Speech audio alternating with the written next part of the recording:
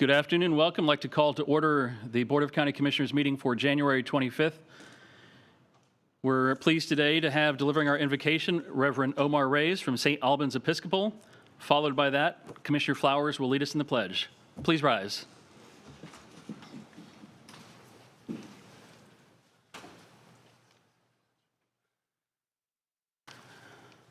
First, I want to apologize for being a little late. I just moved here from Alabama, so everything is backwards. But you have a beautiful state. Almighty God, our Heavenly Father, sent down upon those who hold office in Pinellas County, Janet, Pat, Charlie, Dave, Karen, Catherine, and Renee. Give them the spirit of wisdom, charity, and justice, that with steadfast purpose they may faithfully serve in their office to promote the well-being of all people. Guide them and us to perceive what is right, and grant them and us both the courage to pursue it and the grace to accomplish it. Amen. Pledge allegiance to the flag of the United States of America and to the republic for which it stands, One nation, under God, indivisible, with liberty and justice for all. Thank you, Reverend. We appreciate you being here with us today. We have a couple of proclamations this afternoon, and I'll come to the podium to do that.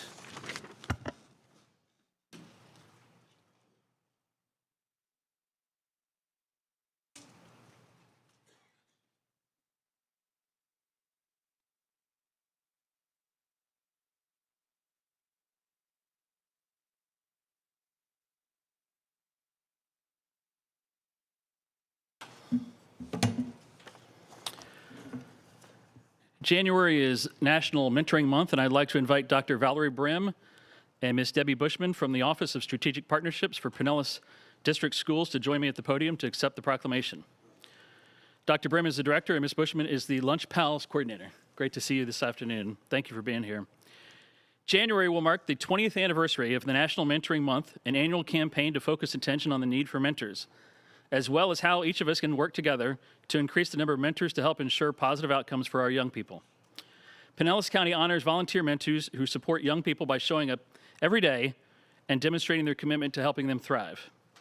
Mentoring programs in the Pinellas District Schools make our communities and our state stronger by driving impactful relationships that increase social capital for young people and provide invaluable support networks.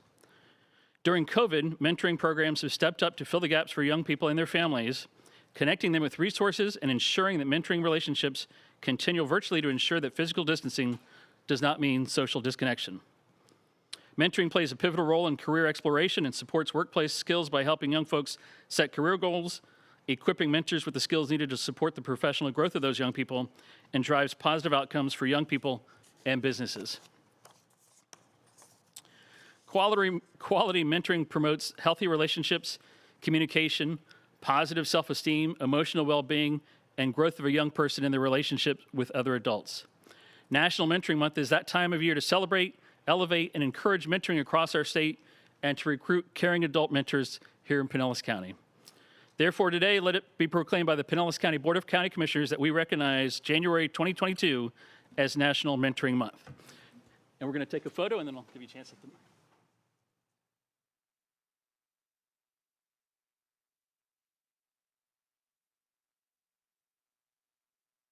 microphone. Yeah. Yes. Thank you, Chairperson, Vice Chair, and Commissioners. I would like to say, as Dr. Brim, in overseeing mentoring programs, that we are just so grateful for the Pinellas County government providing mentors for our Pinellas County school students. We have right now over 3,300 students that are being served by mentors, but the need is around 25,000. So any programs or any employees that you can encourage to continue to provide us mentors will be very appreciative to our students, to our staff, and of course, to Pinellas County Schools. And I do want to give a shout out to our previous board member, Renee Flowers. And Mrs. Bushman oversees the Lunch Pals program, and that's primarily in our elementary schools. And she definitely needs a lot more mentors for our programs. I didn't know if you want to speak. Thank you so much for the proclamation and acknowledging the need for mentoring. We do appreciate that, Mr. Chair, Commissioners. Lunch Pals serves over 800 students, and as Dr. Brim said, we do have a need for many more. So making this proclamation and acknowledging the need for mentors is greatly appreciated. Thank you.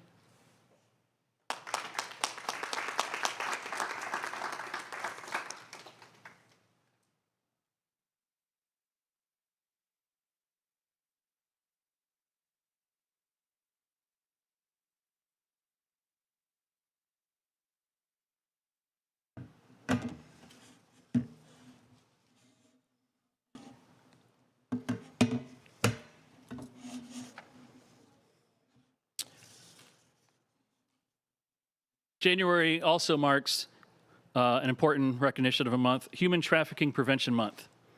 And I'd like to invite Tampa Bay Human Trafficking Task Force Coordinator with the St. Pete PD, Major Nathalie Patterson. I'd like to invite Stacy Efa and Sarah Brutes, who are with the National Law Enforcement Liaison and Trainer with Sela Freedom, and Karen Yatcham from our Human Services Department to join me at the podium.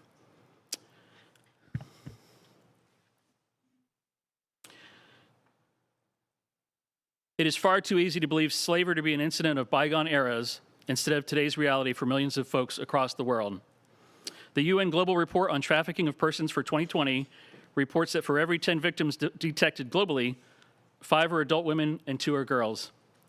About 1/3 of the overall detected victims were children, both girls and boys, while 20% were adult men. As a consequence, the majority of victims of human trafficking are trafficked for the purpose of being forced into unspeakable acts of sexual abuse.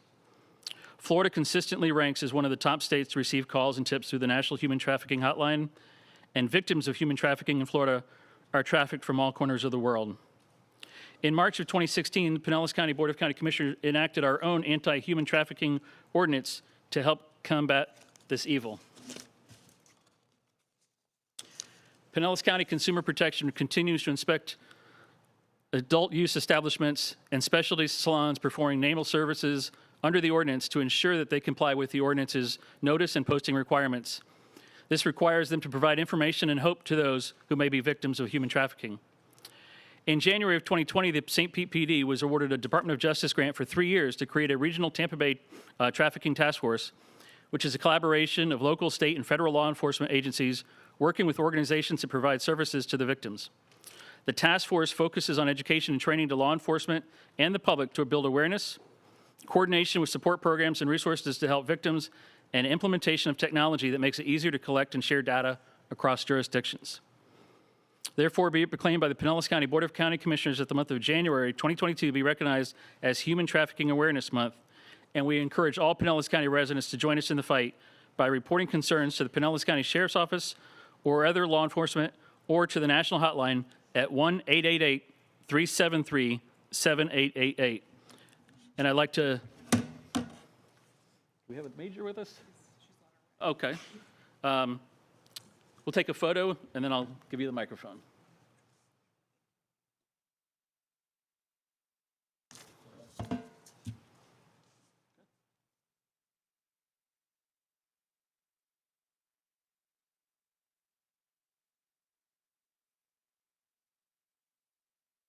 Have the opportunity to speak.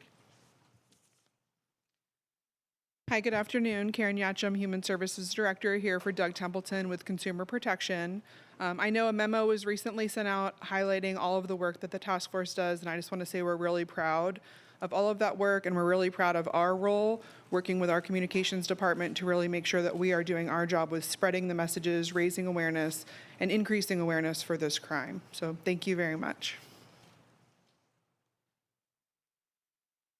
Hi, I'm Stacy Efa with Sela Freedom. Thank you, commissioners, for having us and for not turning your head against such a bad topic that's happening right now in our community. I've had the privilege of working in Pinellas County with Humane Society and with Habitat for Humanity, and I am newer to this sector, but I am shocked at the things that are going on in our community. And it's only going to take partnerships among commissioners, law enforcement, court systems, police officers come together to help solve this issue. So I wanted to thank you for your time. Would love to meet with any of you personally when you have a minute. Would just really appreciate all that you've done and have always done for this county. You are a group of caring people, and you care about the people here and the tourism and the residents, and I just wanted to thank you for all that you do. Thank you very much.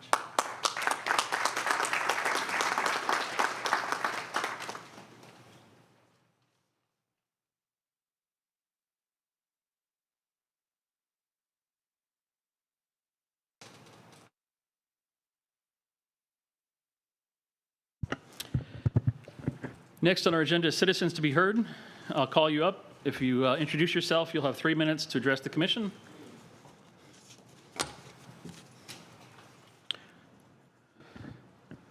First is Mac Johnson. Mac Johnson.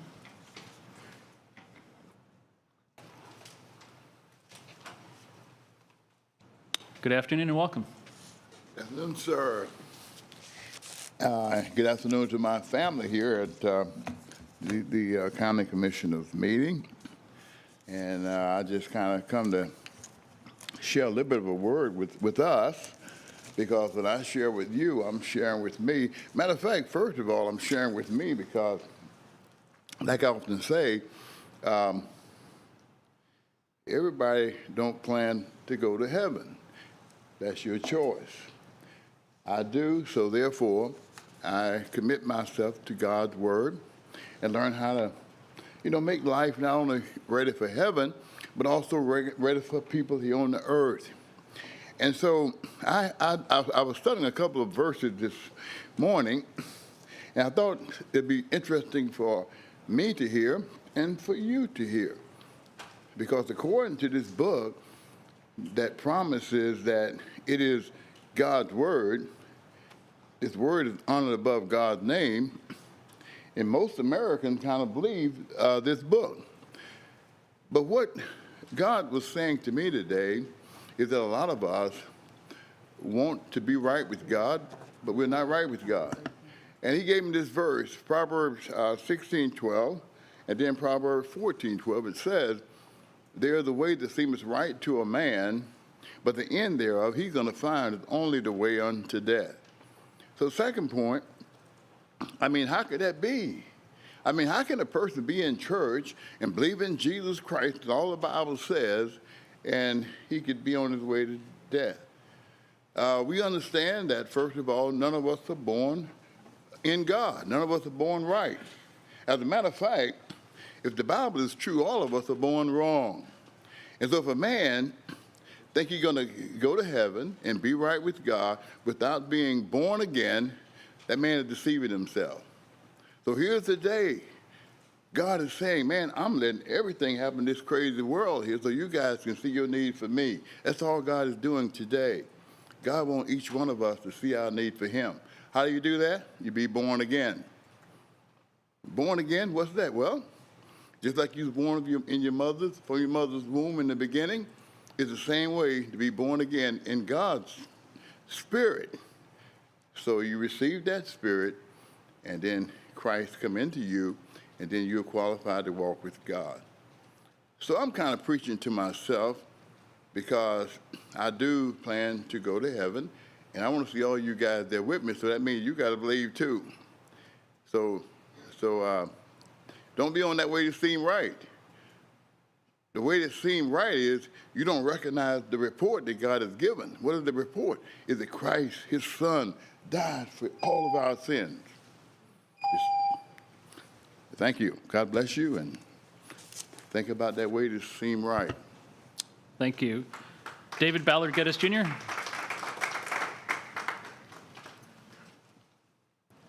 Hi, good afternoon, Commissioners. David Ballard Geddes Jr. I live on Georgia Avenue in Palm Harbor.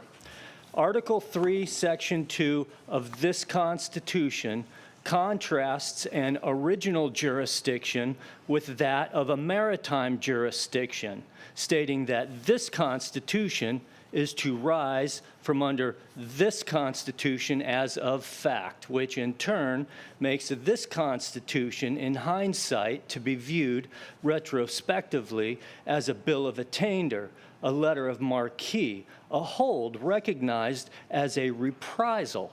Hypocritically, this Constitution is in violation in and of itself, conflicting itself in Article 1, Section 9 and 10, throwing the entire political establishment into a state of constitutional chicanery. This governmental being based in less than an efficient government in Article 7 in a maritime act of self-evident political fraud, bigotry, sacrilege, and blasphemy, the supplanting of such governmental indignation is a high seas constitutional crime. In the course of time, this government here held in secrecy in Article 1, Section 5, multi-generationally propagated, assailed by George Washington, encompassed in his farewell address, recognized as a ship of war in Article 1, Section 10, birthing itself as a despotic water jurisdiction under the 14th Amendment, using maritime law tyrannically in pursuit of disestablishing the religion of Christianity as based on the Reclaimed Water variants. This maritime tact legally navigated on a defective constitution, having fallen into default, hoping to twice double down on its deception, is beyond a reasonable doubt not a legitimate government as of 246 years ago, and such political powers shall not be binding upon this land. Thank you.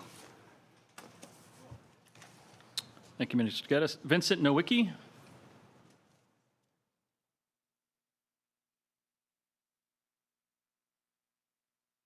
I think he's coming from the other room.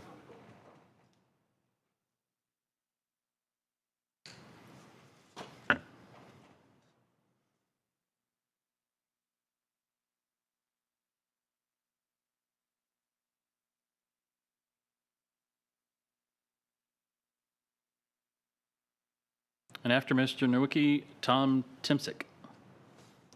Good afternoon. Good afternoon. Sorry for making y'all wait 30 seconds. I apologize. But thanks for having me here today. So first, I'd just like to start off by saying, imagine you all were employers and that you gave a request to an employee over a 2-week period. Now imagine you got 200 requests over 2 weeks to your email to implement term limits. You've gotten emails, Commissioner Seal's gotten emails, Commissioner Eggers has gotten emails, Chair Justice has gotten emails, Vice Chair Long has got emails, Commissioner Flowers has got emails, and Commissioner Peters has gotten emails. 200 requesting term limits in 2 weeks. In 2 weeks. So imagine you break that across a year, almost every single day, you get an email asking you to do something and you don't do it. Why should you still have a job? And I think that's going to become an issue this year. Some of you are up for election, Commissioner Gerard. So I think you're going to have to explain that to the voters. One of my favorite quotes was made famous by John F. Kennedy. And he says, "The hottest places in hell are reserved for those who remain neutral in time of conflict." Commissioner Gerard, you served as an advocate for people for 40 years who were abused, mental health. Where's that same passion for implementing term limits that the voters voted on in 1996? Commissioner Seal, you won an award in 1979 from the University of Florida for your leadership. Commissioner Eggers, you lived in South America where you saw corruption firsthand by people that have been in office forever. Commissioner Justice, the Times said 2 years ago, you break the mold of a regular politician. You can build consensus and you serve the people. Where's that same mold of a politician? Do I have to put these 200 requests on your car? Do I have to, if I see at Bascom's Chop House, do I have to, say, hey, term limits, So what do I have to do? What more of a crystal clear message do the residents have to give? You all leave a legacy when you're done and we move on and we retire. What do you want that legacy to be?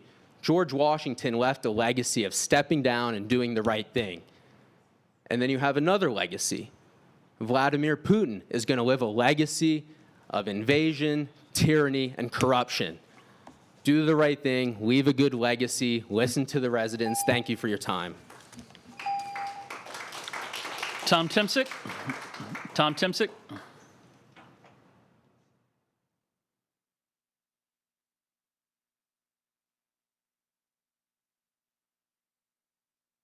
For the record, my name is Tom Timchek, and I had to take a day off from work to come here to talk to you people. Back in 1996, term limits was voted on for Pinellas County Commissioners, and it passed overwhelmingly. Yet for some reason that I don't know and nobody else seems to know, it was never enacted. We now have a chance to put that on the ballot again, and I think we should. I've heard some of you commissioners say that the majority of Pinellas County residents are happy with it the way it is and don't want to change it. Well, that's great. Put it on the ballot, and they'll leave it alone. They'll vote for you guys who get your way. That's all I'm saying is put it on the ballot, let the voters decide of Pinellas County. That's all I have to say. Thank you for your time.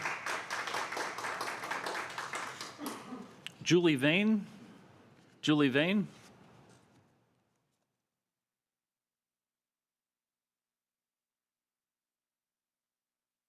Good afternoon. Hi. I'm back. I'll be back. This is passionate to me.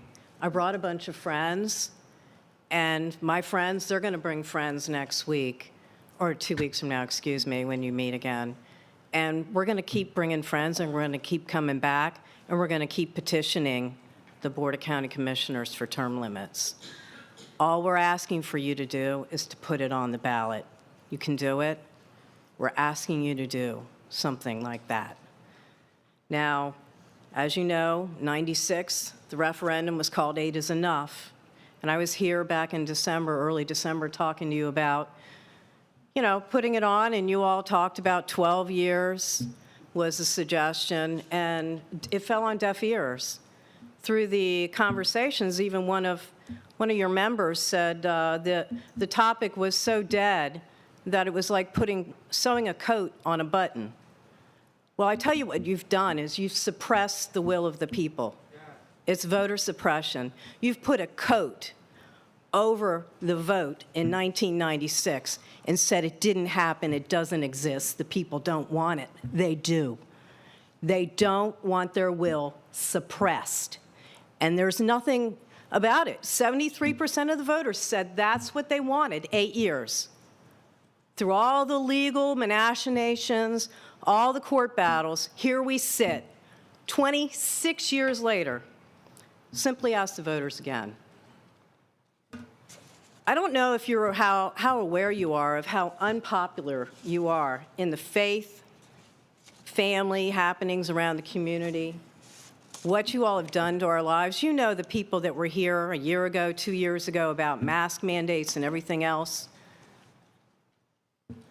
They're not going to stand for this. They're not going to stand for you all ignoring the will of the people. When I was here a couple weeks ago, you all were touting about your pledge for Ready for 100. I went home and did a little research. You signed on with the Sierra Club and made a commitment to, let's see here, power communities with 100% clean, renewable energy. Have you asked the voters? Is that what they want? Do they want 100% clean, renewable energy to be 50% there in the next 8 years? Is that what they want? I haven't heard anybody in the community talking about it, but you all are going forward like it's what our will is. It's not our will. You haven't asked us. You're pushing utilities to switch to more clean energy, powering city-owned buildings with renewables, prioritizing energy efficiency to reduce energy waste with community workshops, weatherization, low-income homes, on and on again. It's got to stop. Listen to the will of the people. Thank Thank you. Greg Pound. Greg Pound.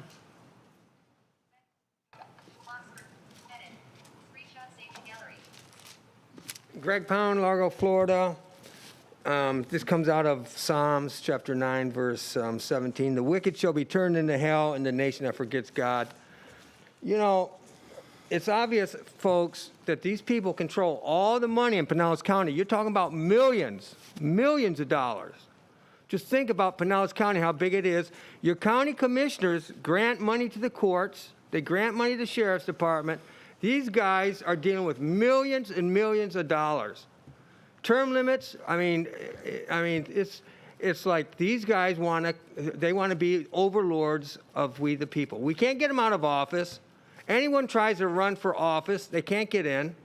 It's been one battle after another. If you're not one of their puppets that's controlled by their corruption, we're just in trouble. We're in big trouble in this nation. We see it in D.C., we see it in our local governments, and we just see the people that's why they say absolute power absolutely corrupts. It's real simple. It's just like when we get up here to speak, you can't even read people's lips. Well, these people are speaking. Something goes on with this screen right here in front of us, and they're talking, but the lips and words aren't matching. See, this is all intentional. They're doing this stuff. I watch it all the time. And this is what me and others have tried to change. And we don't know how to deal with it because we got a corrupt sheriff. We got Jim Coates' lawyer as our sheriff. He's a lawyer for 11 years. His attorney at the sheriff's department for 11 years, Robert Guattari. He's protecting all these people. They're all protecting one another. I mean, they're laundering and stealing our money. And it's just out of control corruption. We've been sold out to China. We've been sold out to these other countries, selling all our jobs out. We're just being set up for some real big trouble here. And if the people don't get active again in our government, we can't get these people out of office. I mean, Karen Seals has been here, and these other folks, they give themselves their own raises. I mean, they've been in government so long, we can't get them out. We can't put them out to pasture. They're just stuck here. And we got to sit here, and so somehow I don't know what to say. I mean, I don't know what's it going to take? I mean, how do we get you people out of office? Get some common people, some people who love America, people who are going to put America first. How do we do that? Because we can't vote you out, and now you want to get term limits where we can't get you out. You know, a separation of power clause is thrown out the window. You got Jim Coates' lawyer as our sheriff, and he's still an attorney practicing law as an attorney. So this is out of control corruption. And, our country's in big trouble, and people are going to have to see it. We're destroying ourselves. It's within. They couldn't bring America down from without. It's happening within. Tom Rask.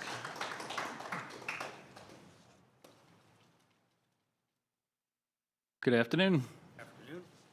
Tom Rask, unincorporated Pinellas County.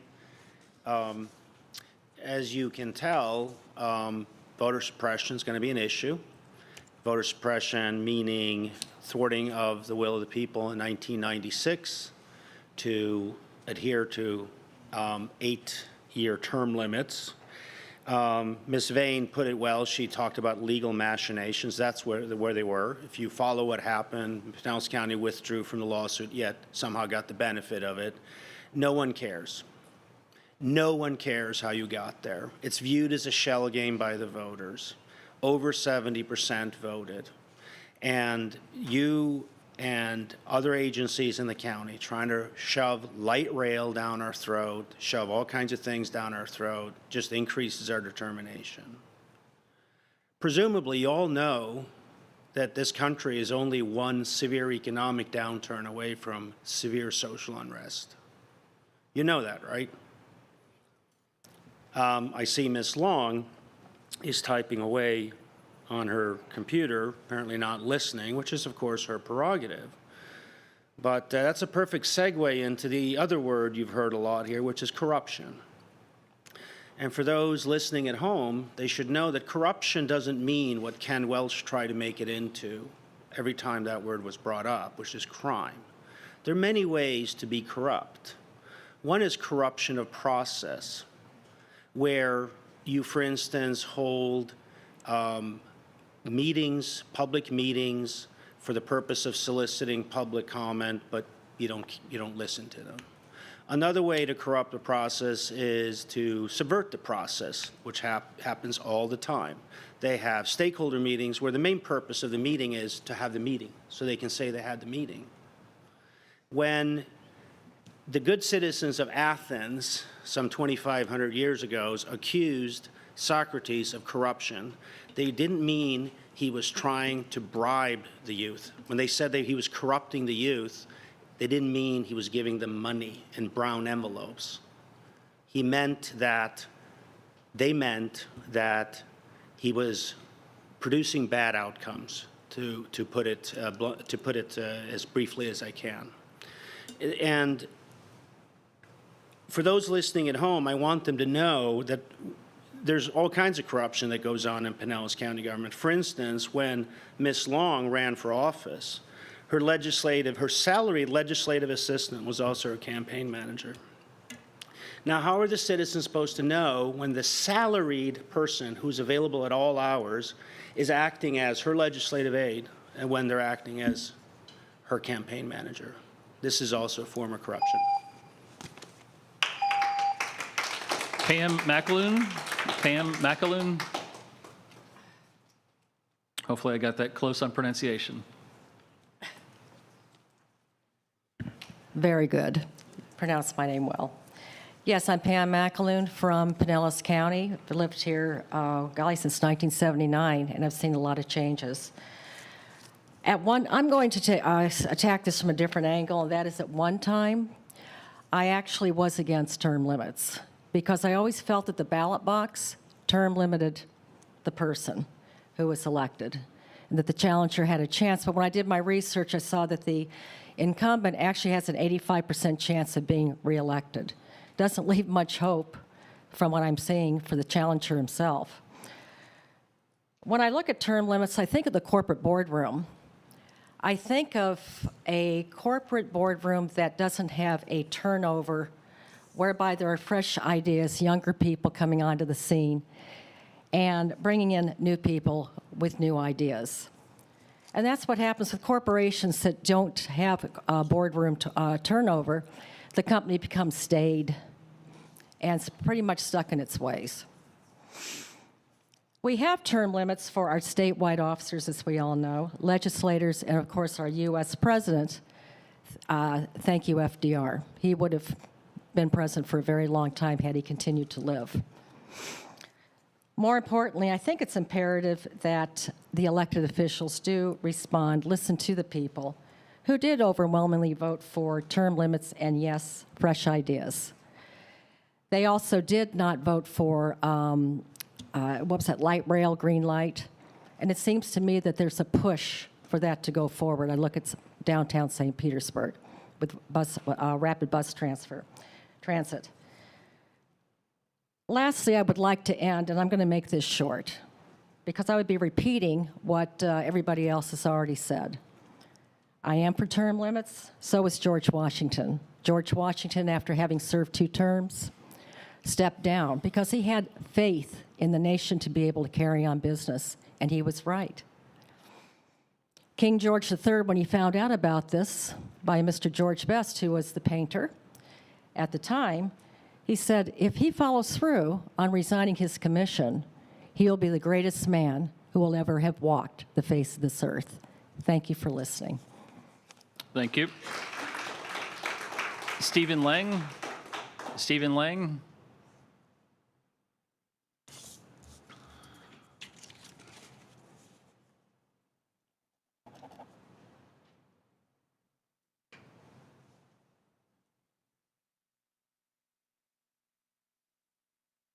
Good afternoon.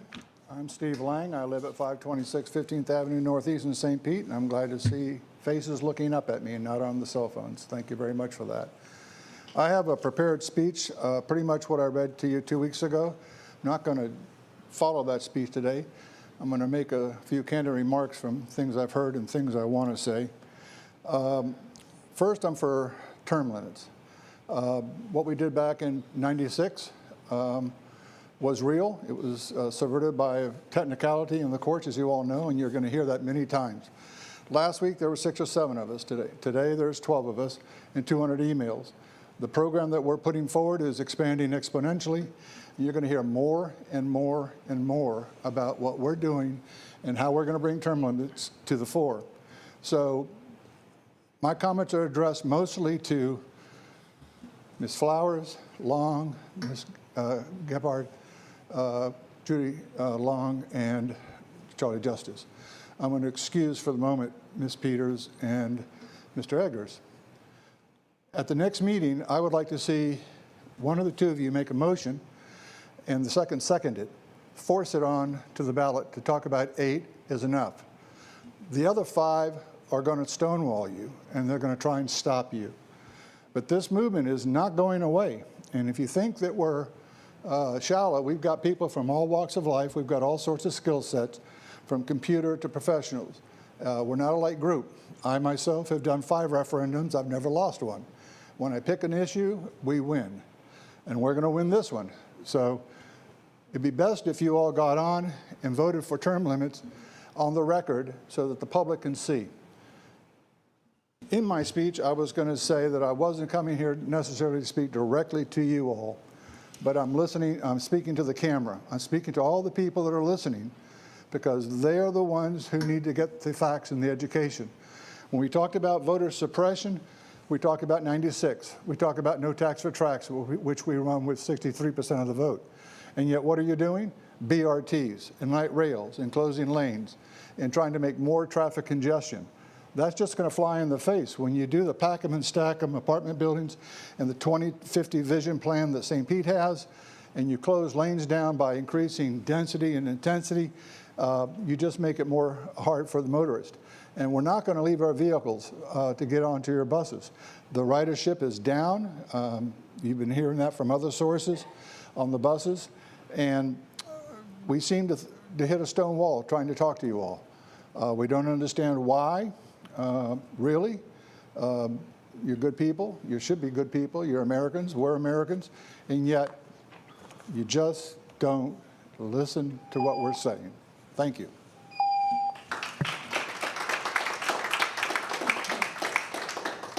That's all the cards I have for in-person comment. We'll go to our online forum now. First is Aiden Barnes. Ms. Barnes, if you raise your hand, we will unmute you and you'll have 3 minutes. Hi, this is Aiden Barnes. My address is 10240 127th Avenue, Largo, and I really wish I had gotten more involved before 2020 because I had no idea what was going on in this county. You know, I grew up in this county. I'm in my 30s. I love this county. This is where I plan to live and to raise my children and for my children to have homes here. But that's all being stolen from me. And I don't like it. And none of these people here like it. And that's why we are calling for term limits. We need term limits so that we can just live in this county peacefully. And I feel like it is being taken by members of this board. These political ideologies you have, we don't want it. We do not want you there to be tyrants on the board deciding what is best for us. We know what's best for us. We don't want high taxes. We don't want penny for Pinellas money going to affordable housing units all over the county by the tens and tens of millions. Yes, I'm glad that the media around here is starting to pick this up, but I've been watching every meeting since 2020, and I can see what you're doing. It's a progressive vision. It's a new radical utopia. I don't want Pinellas to turn into Portland. I've been to Portland. It's not fun. That's what it's going to come to. And with this Ready for 100 program, completely eliminating gas, oil, coal, people, wake up. They're going to be halfway there by 2030. What is that going to be like? Can you imagine? Electric vehicles are pretty expensive and not that great for the environment. I've seen what they do sitting in landfill. I think it's all a bunch of baloney, if you ask me. I see no problem with gasoline, but now I understand why all this money is going to the PSTA, even though nobody's riding it, because that's the ultimate goal. They want to force us into that. I mean, what's going to happen with no more gas? I mean, I feel like I'm a crazy person here, but I'm seeing what's happening in the county and I'm just shocked. Nobody even talks about it. Nobody talks about this penny for Pinellas money not going to roads. Okay, I never voted for it. I never quite trusted government with my hard-earned money. I mean, why are we voluntarily giving these people money so that they can put affordable housing right into our neighborhoods and destroy our home values? We need term limits big time, big time. And we are calling for term limits. We want representation from people who will do what's best for our county. And I am also worried about the supply chain issues. They've talked about it, but we need to talk about things that affect us, not trying to transform us into a progressive utopia. What about the fact that China closed down their ports? What's going to happen when we need tires and wires and, parts to fix things? I want you focusing on issues that affect us. What about the grocery shortages from workers not being able to work all around the country? That's going to happen here. We're going to see empty shelves. Fix things that are important to us. We don't want Portland in Pinellas. We want term limits. You don't need to be sitting on this board for decades destroying my county. Thank you, Ms. Barnes. This is my county. Your time is up. Thank you very much. You. I have David Happy registered, but I don't see him on the Zoom link. Mr. Happy, are you under a different name?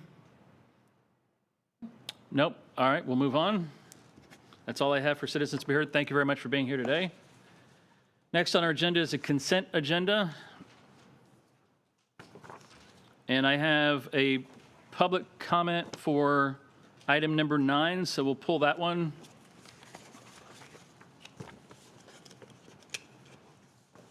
Anything else to be pulled? Yeah, if we pull number 12, please. Anyone else? Is there a motion to approve the remainder? Motion by Commissioner Flower, second by Commissioner Long. All in favor say aye. Aye. Any opposed? Show that passes unanimously. Item number 9. Mr. Administrator. Or we can just go straight to the public comment. It's a public comment. Notice of annexation ordinance by Tarpon Springs. Correct. Mr. Harrison Bouchart, if you'll raise your hand in the Zoom application, we'll unmute you and you'll have 3 minutes. Hello, my name is Harrison Bouchard. I live at 1431 Riverside Drive in Tarpon Springs, Florida, 34689. I was talking to one of the commissioners and they recommended that I talk this way. I'm not going to give you guys all the term limit stuff, so hopefully that's a nice change for you guys. I'm currently a student at St. Petersburg College with a major in public policy and administration under Professor Jeffrey Kronschnabel. He told me that he knows a lot of you guys. Tarpon Springs is great at protecting property rights. That's a fact. All annexation has to be voluntary, unlike with eminent domain, which means it has to be 100% consensual by the property owner, which is great, obviously. And annexation is not making use of eminent domain, and so because of that, the property owner retains their land ownership, which is great for the property owner. In the case of, I believe it's ordinance 2021-21, the property owner requested the annexation so they could use city utilities. Since they met those requirements, the owner did not create an enclave as they directly border the city. And since it is private property and not for public usage, the owner just wanted to join the city. They did this by going through the city, and once they were approved, they went to the county and let them know that they're leaving the county to join the city. This is all from Tarpon Springs County Commissioner Connor Donovan. And this is for me. Doing this means that the property owner now receives city services such as water and sewage as opposed to just county services. To the best of my knowledge, the lot, which I believe, I could be mistaken, is at 369 and 379 Duru Boulevard, if I'm pronouncing that correctly, contains no houses or other buildings, and I can then assume that they wish to either build on the lot and have it incorporated or sell it to somebody who wants it incorporated. Now, I'm glad to see that this ordinance was passed, and my recommendation would have been to annex a property, which then allows the property owner to enjoy the benefits that come with incorporation. That's all I have for you. Thank you for taking the time to allow me to speak, and I hope I did this correctly. Thank you very much for participating. We appreciate having your input. Is there a motion to approve number 9? Motion by Commissioner Long, second by Commissioner Flowers. All in favor say aye. Aye. Any opposed? Show it passes unanimously. Thank you very much. Item number 12, Commissioner Eggers. Yeah, again, I'd just like for somebody to come up and maybe talk a little bit about this $9 million plus commitment for 2 years for sanitary sewer repairs and extensions, and maybe talk a little bit about what's a very important infrastructure issue in our county, and people like to know where their monies are going and why. So just an opportunity to talk a little bit about the state of repair or disrepair of our sewer lines. Thank you, Mr. Then good afternoon, Megan Ross, Director of Utilities for Pinellas County. And specifically, this contract is for, as it states, for repairs to our sewer system. And it really helps facilitate, supplemental repairs that our internal maintenance crews just don't have the equipment to do, depending on the depth and size and maintenance of traffic required. So it's a very important contract. Anytime that we have an issue, an emergency break that could cause a service disruption to customers, it allows us to immediately expedite and initiate a response and a corrective action to that problem to restore services. So that's what this particular contract does. And just more broadly with our sewer system, we have many programs underway to fund and invest in our infrastructure to make improvements to our wastewater collection system and treatment facilities. So to that end, it's just a very important initiative, of course, to the board and to the utilities department. Yeah, Megan, when I first came on board about 7 years ago, the outgoing utility director spoke to this area being a real problem. How do you see it today, and what kind of time frame do you see us getting on top of whatever issues are still remaining in our sewer system? So I think we've made a lot of significant progress, particularly for planning and condition assessments, but there is still a tremendous amount of work to be done in executing some of the projects that we have underway. So I think we're in a good place in terms of the planning aspect and a lot of the programs that we have underway, particularly the wastewater collection program. It's really going to allow us to identify some of the needed improvements, but now comes a point where we've got to execute on those projects. So you're starting to see some of those come through, and we'll see more of those happening, but we've got a long way to go. Okay, and I think our sewer rates are the ones that are a little bit, have been a little volatile in terms of going up. So we're putting money into our sewer system, we're putting it into our plants. Do we need more money? Do we need more funds to accelerate that implementation that you're talking about? So the current sewer rate plan that was adopted a few years ago did anticipate some of the funding needs. We will be embarking on a new rate study, and I will probably be kicking that off sometime this year to look out into the future and determine if the funding is adequate to meet future needs. So if additional funds can be made available sooner, you've got a list of things that we can attack. Oh, yes. We have a significant capital program. Additionally, we have master plans that are being completed and are underway. Great. Thank you. Appreciate that, Megan. Thank you. I'll move approval on this. Motion by Commissioner Egger, second by Commissioner Gerard. All in favor say aye. Aye. Any opposed? Show it passes unanimously. Moving on to the regular agenda, item number 16. Good afternoon, Mr. Administrator.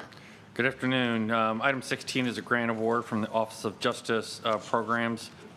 This program is for fiscal year 21 Family Drug Court Program. This is additional services that'll be provided with a partnership between the County 6th Judicial Circuit Court and West Care. Discussion or motion? Motion by Commissioner Long, second by Commissioner Gerard. All those in favor say aye. Aye. Any opposed? Show it passes unanimously. Item number 17. This is a sovereignty submerged land easement with the Board of Trustees for the state. This is for the Philippi Park living shoreline. Discussion or motion? Motion by Commissioner Flowers, second by Commissioner Long. All in favor say aye. Aye. Any opposed? Show it passes unanimously. Item number 18. This is the First Amendment to the agreement with Wharton Smith for the professional design build services pertaining to the lift station replacement portion of the North Reddington Beach Fire Rescue Station and lift station replacement project. So first, they're going to construct the lift station, then they'll come back and construct the fire station. This has a maximum guaranteed price of $4.3 million. Commissioner Seal. Yes, I was kind of curious. What is the original budget for the lift station, and did we meet that budget? And then secondly, for the fire station, what is our overall budget on that as well? Go ahead, Joe. Come on up. Because I was kind of curious. We used to have like an OMB budget summary on the agendas, which I didn't find for this item, nor have I found it for other things recently. I'm not sure if that's been a change in how we're handling things. I'll have to look at that. I don't know. Hi, Joe Laura from Administrative Services. The actual budget for the fire station was $2.3 million, and we had an estimator go through to make sure, because the actual price that came back, the initial estimate was much higher than that, so we're trying to negotiate that now. We should have something about 4 to 6 weeks, guaranteed maximum price. As far as the actual lift station, I believe it was about $3 million off the top of my head. Okay. So it came in over that, which about everything else has too, so. Okay. All right, thank you. And if we could investigate that, because I used to pull that OMB budget on every agenda, No, I most understand. agenda items. We'll look at where, now, two things. One, yes, we'll look at it and we'll do that. But obviously, almost all of our bids are coming in higher than what was originally projected. Well, I on our kind of figured that projects, was the case, but that's why I asked the But question. right, yeah, no, we'll look at for that. Okay, thank you. Further questions, or is there motion?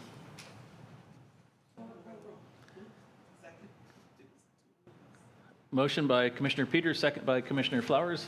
Is that right? All in favor say aye. Aye. Any opposed? Show it passes unanimously. Item 19. This is second amendment to the agreement with MCare for medical direction services. This is our contract with that provides all of our medical direction services, Dr. Jameson and his team. This is an amendment that provides a piece for a pilot program with Bayfront for the opioid program. This is $120,000. Commissioner Seal. And I guess specifically, what are they going to do? I'm going to ask Lourdes or Jim or both to come up and kind of explain that program.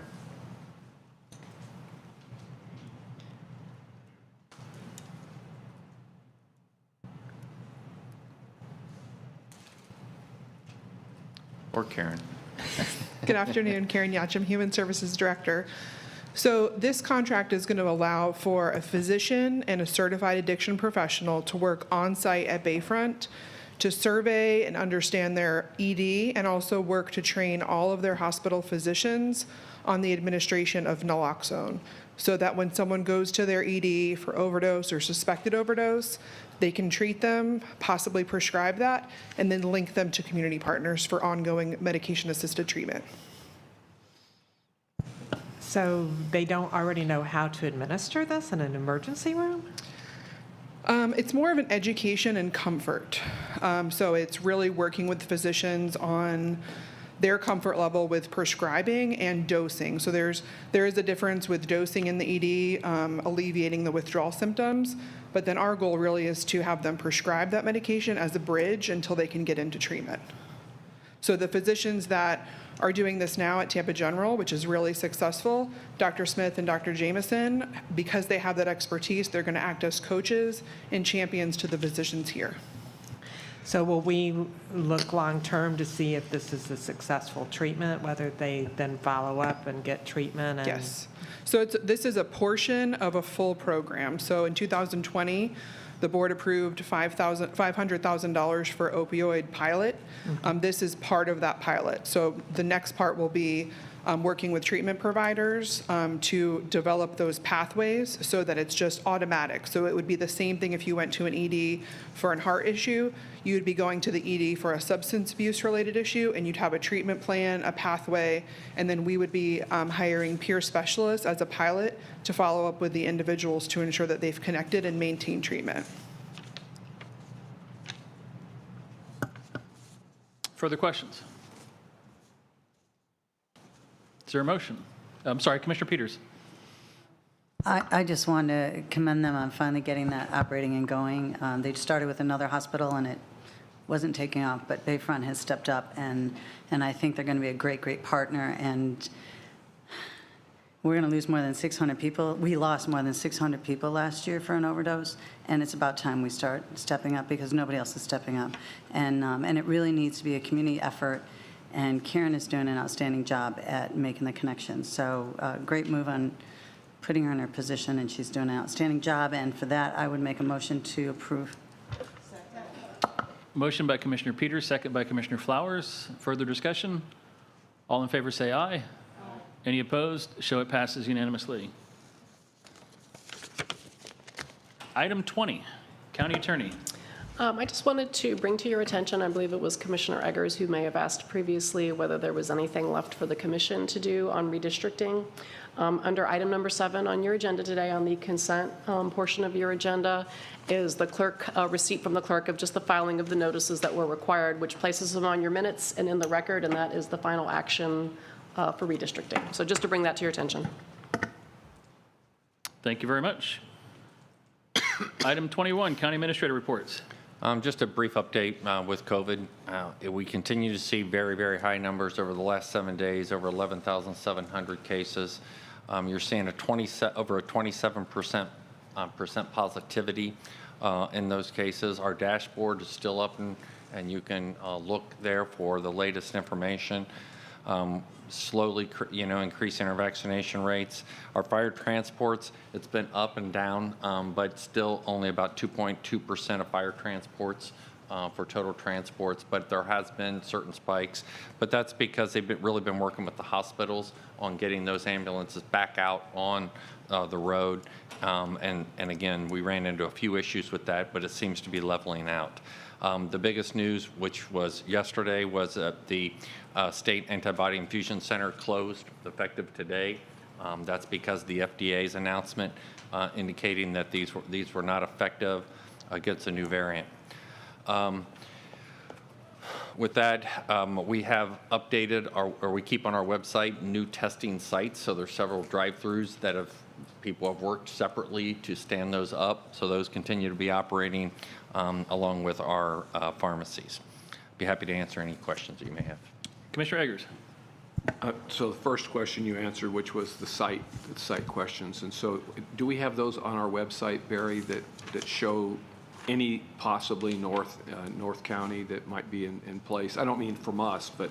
Well, the one that I sent my son to today was at the YMCA in Clearwater. Perfect. Okay. And so that was looked like the closest one to me. Okay. And so that was a drive-through site also. Okay.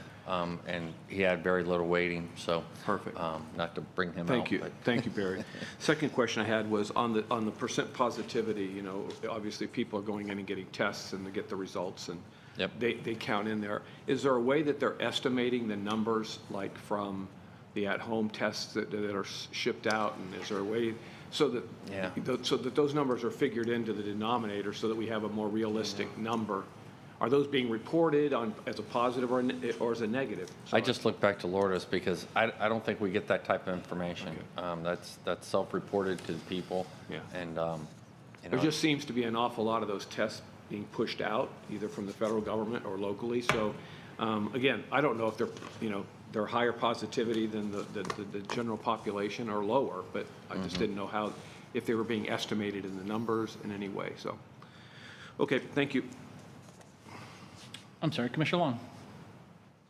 Thank you, Mr. Chair. I'm curious, Barry, about what kind of traffic we're getting at our testing sites.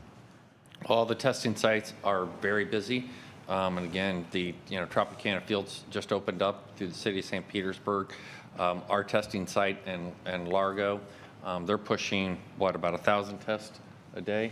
Yeah, they've gone down a little, but about 1,000. I mean, so it's been up and down, and Lourdes just told me, as other sites open up and as the pharmacies aren't so backlogged, then those sites will probably see a little relief, but they've been doing about 1,000 tests a day. So they've been very, very active. But again, the new sites that have come on, somebody's stood those up, those will help alleviate, some of that backlog. And then my second question is, do you have any updated information or data from our local hospitals and how they're faring? I'd ask Lourdes. She's probably heard most directly on that. I mean, I can repeat what she's told me, but I'll let her answer that question directly. Okay, thank you. Hi, Lourdes. Hi, Lourdes Benedict, Assistant County Administrator. It's basically what we reported when Dr. Joe was here last time. We met with them about over a week ago, the hospitals, and it's the same information as far as shortage of staffing is really their issue. So they do have wait times if you do go to one of the local hospitals. Okay, thank you. The numbers are coming down slightly, though, so that's good. Good to know. Good to know. Thank you. That's all I have. Thank you, Mr. Administrator. All right, we'll have time to make that 4 o'clock or 3:30 movie, Commissioner. So, item number 22, appointment to the Historic Preservation Board. Can I get a motion to approve my nominee for that board? Motion by Commissioner Long, second by Commissioner Seal. All in favor, say aye. Any opposed? Show it passes unanimously. Item 23, an alternate to the Historic Preservation Board, and we probably have a ballot. We do have a ballot. We do have a ballot, Mr. Chair. Unless someone has strong feelings or wants to share. The first person is not qualified. Second, Jean Corey, Palm Harbor resident. James Batchelor, former clerk employee, lives in Palm Harbor. And Corey Givens Jr. lives in St. Petersburg. Let's do the ballot.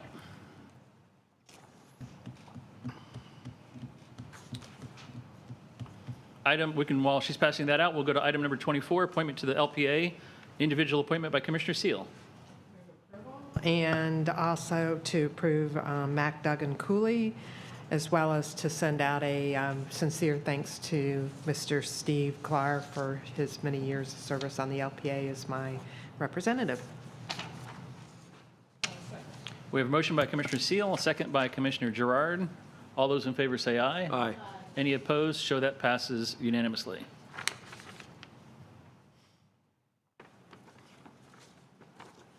I need just initial it or just the name at the top's good.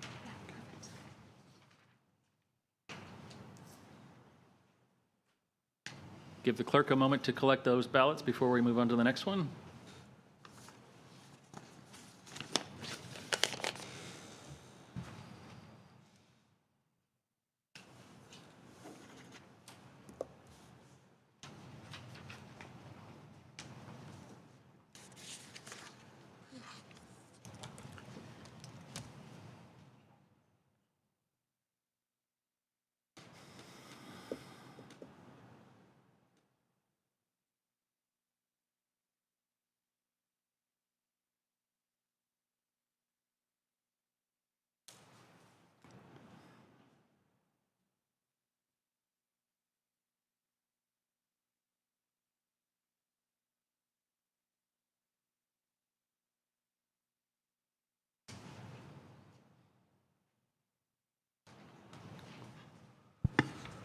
Madam Clerk. Yes, thank you, Mr. Chair. For the Historic Preservation Board, the Board of County Commissioners has chosen James Bachteller to be their representative. It was a vote of 5-2 with 2 for Corey Givens Jr. Thank you very much. Thank you. Item 25, appointment to the Pinellas County Housing and Finance Authority Board of County Commissioners. We can have a ballot. There are 2 names on the list, and we should select one.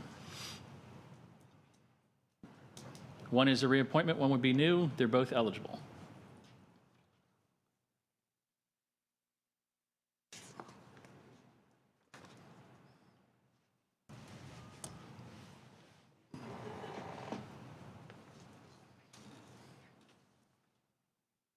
Thank you.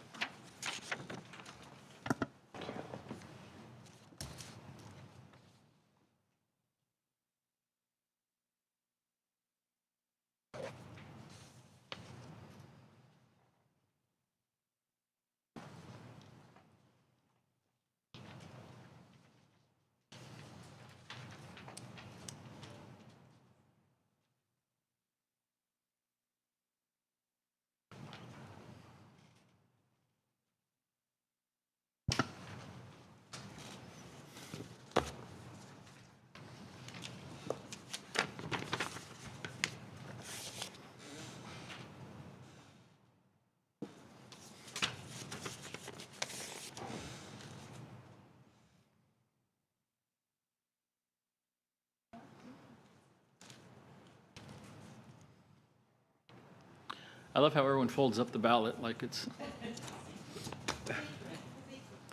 not secret. No, It is very much not a secret ballot. only momentarily.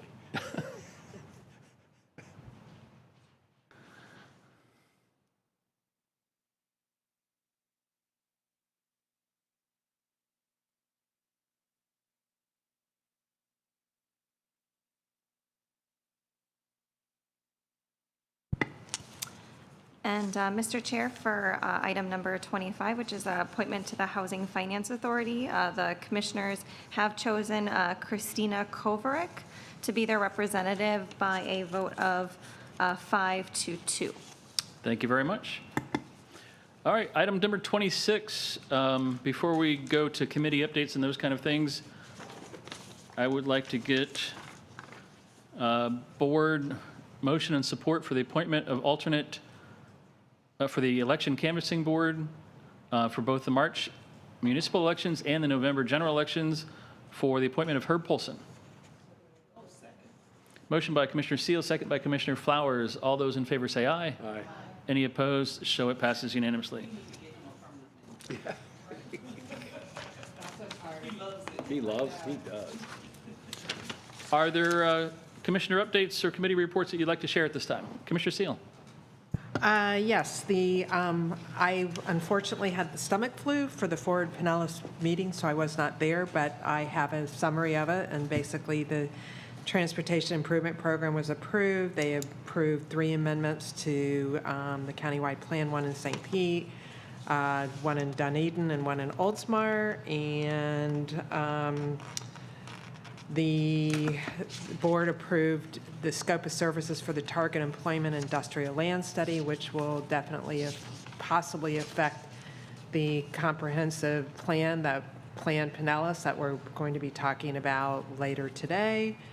A very important thing forward to Pinellas in DOT, Pinellas County, and City of Dunedin have decided to install a full traffic signal as a temporary safety solution at State Road 580 and Skinner at the Pinellas Trail, which I'm really glad to hear about, because that is, they had a death there not too long ago. It's a very dangerous intersection, and especially because of the sunset and the lighting that's in that particular area.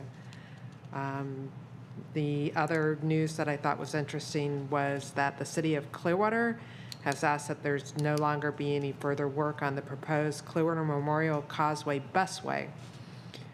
So this will return state funding allocated for the project. The other thing I just wanted to, I chaired my first historic preservation meeting, and thank you, Commissioner Justice, for your many years of service on that. What came out of that was 3 items that we're going to be working on. One is they would like to see Visit St. Pete Clearwater start to market more heritage tourism, which I'm sure as chair you'll hear more about. And then they also asked if we could update the Pinellas County history, which was last updated in 2008, and to use this in our resiliency efforts, as well as this was the request of the group. If you recall, when Commissioner Parks was here, they did a whole history book on the county commissioners, as well as on the clerk of the circuit court and the other constitutional officers. The constitutional officers have been updated more recently, but not the county commission for over 20-something years. So they requested that we update that history book. I'm just bringing forward their requests, and I did mention it to Barry already. Thank you. Thank you, Commissioner. Commissioner Gerard. So I attended my first JWB board meeting last week.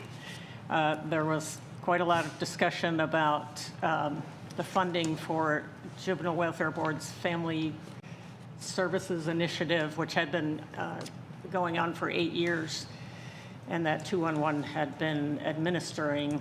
Right before the meeting, they sent a letter asking to be relieved of that contract because it had been a problem. However, that discontinues all the funding from Juvenile Welfare Board to 211. And I raised the point that 211 and information and referral is pretty much infrastructure to the human services system. And it needs to be there and it needs to be healthy. So I asked them to convene a meeting of our HHSCC leadership, whatever, it goes on and on, which several of us serve on, and we haven't had a meeting in quite a while, but I think it was getting ready to be disbanded, but I'm hoping we have at least one more meeting, because what the result of this will be that 211 will come back to the county and ask that we replace some of that funding, I'm sure. And I really do think that JWB ought to be picking up some of the responsibility there. So I will see if I can represent that appropriately. Commissioner Peters. So I thought there was a task force that was looking into 211, and I think, Karen, you represented both JWB and the county. I've heard nothing about that. It is absolutely infrastructure, in my opinion, and it should be operating as so, and it isn't. And we got a really good glimpse of how bad it really was operating, and so where are we? I'd love to have an update. I'd love to know where the task force is. I would love to know where we are on all of this and kind of what's the projected future. We recently, Randy Russell with Healthy St. Pete has stepped up to the plate. I have talked with staff about this along the way, and they convened one Zoom meeting. There's another one scheduled soon. They've been out talking with the community to see what their needs are in the health and human services areas. During last year's budget, I actually forwarded decision packages to fund 211 in a more robust manner. That was not recommended by our staff. I do feel a bit of frustration in this entire subject. I have tried to advocate with the Juvenile Welfare Board. I've tried to advocate with our Pinellas County staff that we need to figure this out. Actually, the community needs assessment that you've championed, Commissioner Peters, became the relevant direction that the staff wanted to go in first. And so that's where we're respectfully going at this point. Okay, so I thank you for that, and I wish we had heard more, and I should have asked for follow-up from Barry, I didn't. But there's a couple of things that I would like to see us move forward on something and get regular updates on this and where we are, and not maybe just put it off on another organization and let it take 2 to 5 years. But also, when it comes to decision packages, I think when a decision package is submitted, every one of us should get a copy of it. Had I known you submitted that, I would have backed that up and encouraged something different, but I never, ever see the decision packages, and that should be as transparent to these commissioners, especially if it's a commissioner presenting it. Just like mine weren't presented when I submitted them, nobody knew them until I distributed them. And I just think that if we're going to, either we can choose to distribute it to everybody, but I think we should all be able to see them, because I think there was a missed opportunity. And we had a lot of extra money that maybe could have helped to do this, and that's a missed opportunity and a big one, in my opinion. So that's just enough in my opinion. But I think every budget decision package that a commissioner submits, it should be transparent, and all of us should get a copy of it and see it. The commissioners get all the decision packages, and in addition to that, you get the list of things that we recommend not funding for any organization. So you do have. Do I get a summary of it? Because you only do summaries. When I submitted mine, it was a one-line summary, and so nobody had any clue at the background. I mean, I did a whole big thing, and they got not even a half a paragraph. It was like 1 or 2 sentences, and that is not a decision package. You do a summary, but there is a detail that goes with that, and that is attached as part of the packet. Yeah, okay? well then, so I missed it last year, but I know at least my first year that was nobody got it until I submitted it to everybody. Now, the other issue on this is a separate organization, and they have a separate governing board. If you want us to take these over and start doing that, well then, then we need to really talk about funding, because there's a component part to that, which is, the other side, which is when we come and set the levy. So, they are a separate organization. They they were working with us, but they were also working with this Healthy St. Pete Foundation. They offered and set up to do an assessment, which is the first piece. It's not always just throwing money at it. It's also looking at the way they do their business. And so that they were doing that process. So we're at the table, but we're not leading that because it's not our organization. Okay, well, I think the first step would be is if we all agree it's infrastructure and not infrastructure. And so I think work should be done on it. It's just my point. Thank you. Further discussion on this before we move on. Just Commissioner Gerard. one more comment. I think if you watched the meeting from December, Randy Russell did a presentation about their work on this and how long it would take and what it would cost to have the dream system that the board seems to be, the JWB board seems to be talking about. And he mentioned at least 18 months. So, I mean, if you,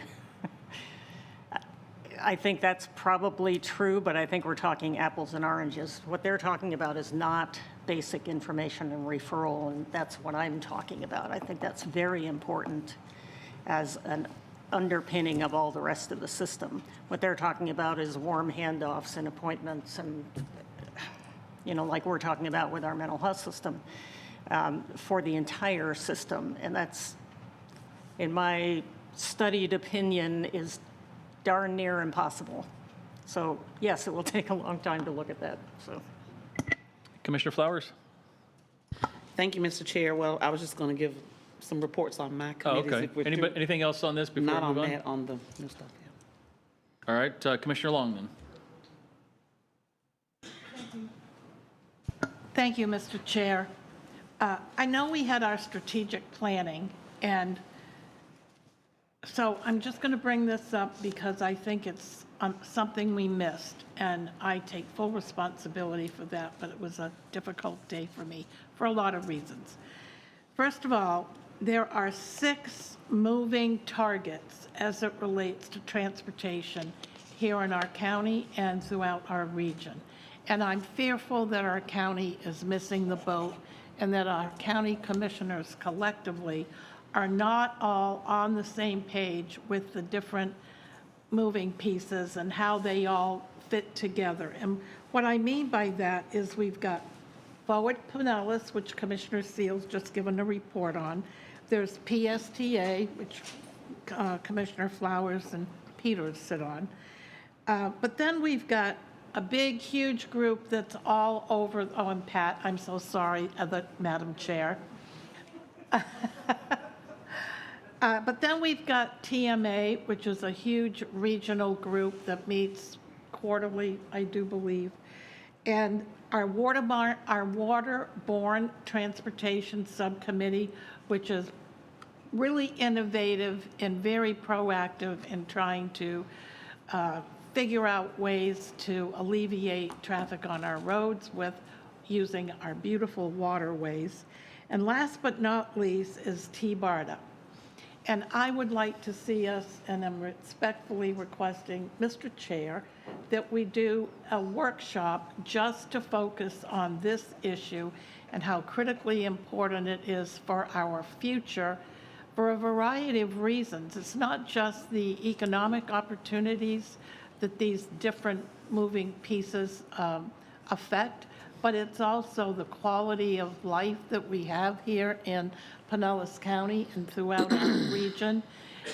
And lastly, it has the potential to be a huge public health and safety issue if we who are a peninsula on a peninsula and happen to be in the direct eye of a major storm, and we have to evacuate our county as we have done in the past, how difficult of an issue that is, and what are some of the new infrastructure issues that need to be addressed in order to accommodate some of the newer types of like electrification of vehicles, and what happens if you run out of juice on a highway in the middle of a major storm. So that, coupled with how we finance and pay for all of these things and provide the matching dollars. I think I would also like to ask, Mr. Chair, that we invite Secretary Gwynn, who has a huge vision and has a lot of information that we all don't always get in these different meetings that we attend. I think it would be to our advantage to make sure that we are up to speed and not just a few of us have all the info, because it will dramatically affect how we move forward to address these huge burning issues for our citizens, not to mention the growth that we're experiencing. If there's support or no objection, I can work with the administrator to try and put together that kind of transportation day. As much as I've worked to stay off every transportation committee there is. Commissioner Seal? Not to complicate matters, but, we have done transportation summits in the past, which invite more than just us to the table. I would suggest that it would be more of a comprehensive strategy to update beyond the county commission. I don't know whether you want to have PSTA invited. I think we pick the date and then we invite others to attend. And I agree with you, Commissioner Seal. That's what we tried to do when we had that TMA summit a couple weeks or a month ago. What I find when if you don't really pay attention how you organize that, you get a group of planners and the same people around the table, but you don't get a lot of the ancillary groups that are also working towards the same agenda. And I think that's really important that it's inclusive. But I like the idea of a summit as well. And I'm happy to help however I can on that front, Barry. We can work on calendar, and then if commissioners have ideas for who should be engaged with it, that would be good to submit to the administrator. Commissioner Long, anything else? No, that's it. Thank you very much. Commissioner Eggers. Chair, yeah, just a couple things. First, just a little report on Tampa Bay Water. We had our meeting this week. Pretty good round of discussions centering around Hillsborough County and City of Tampa and what's going on with their new project, basically how to use reclaimed water. That is front and center. The Tampa Bay Water is continuing to embrace dialogue and discussion and represent all 6 members of Tampa Bay Water equally while we try to figure out what Tampa Bay or the City of Tampa wants to do with their reclaimed water. So we continue to have discussions about that. In fact, some of our actions that we took were related to South County projects, South Hillsborough County projects, and that had to do with their well field and some of their pipe work just to get some short-term relief for additional water in South County, but also the interim and long-term relief for that high-growth area. So did good work on that front, did good work on the reclaimed issue. And I think that's probably a topic that is going to continue rising up in conversations at our board meetings, SWIFT MUD board meetings. State of Florida has interest in what we're doing with reclaimed water.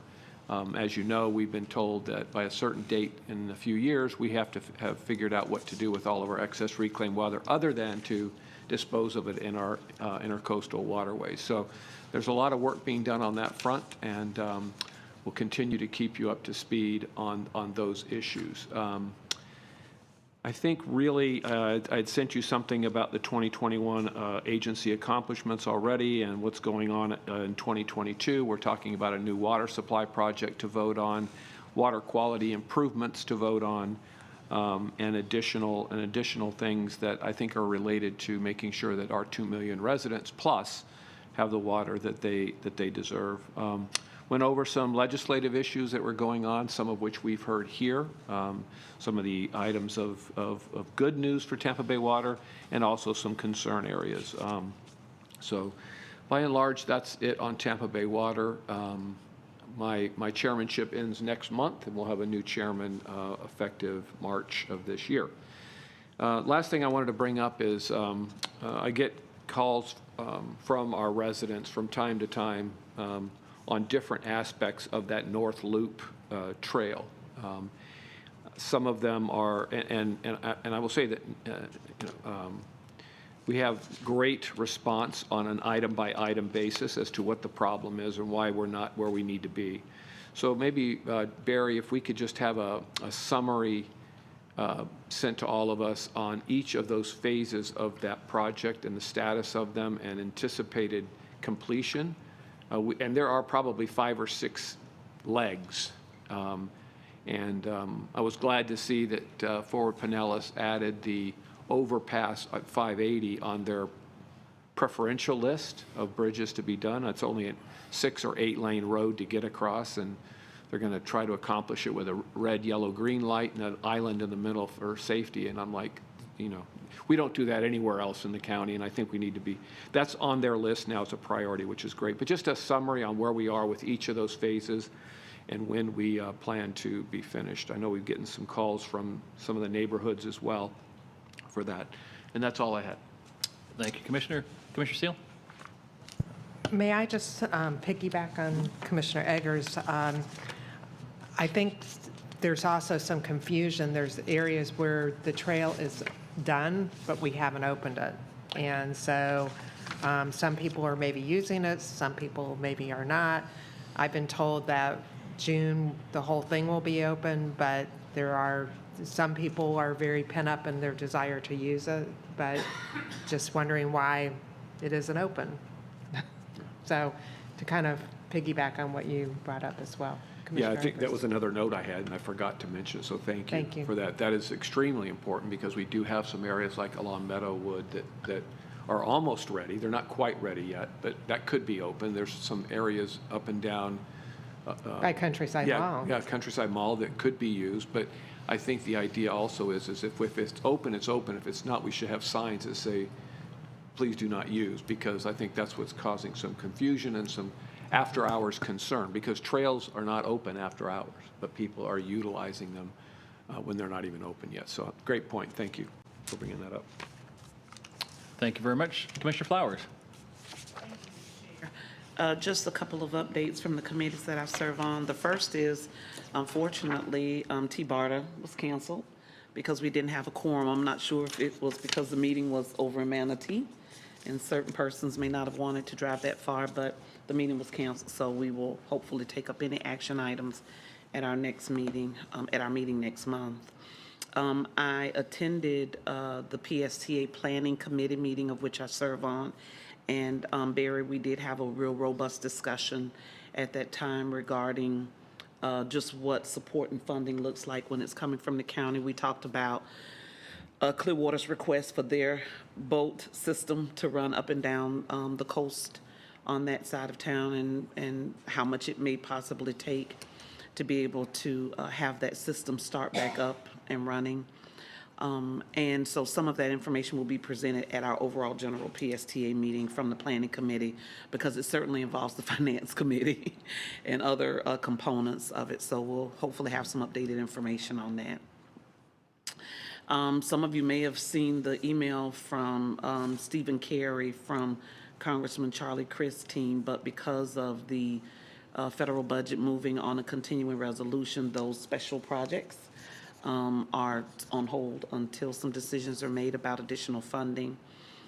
So I know we had several projects that were being requested, and I know that Brian Lowak was kind of serving as the intermediary on that. So I don't know if you all would want to have some type of presentation updating us on where that is, so that we can look at that list, and if there's something that we can go ahead and move forward with based on what we have, determine if we're going to do that, or if we're going to continue to wait to see what happens with the continuing resolution. I don't know what the your desire would be, but just putting that out there for additional information.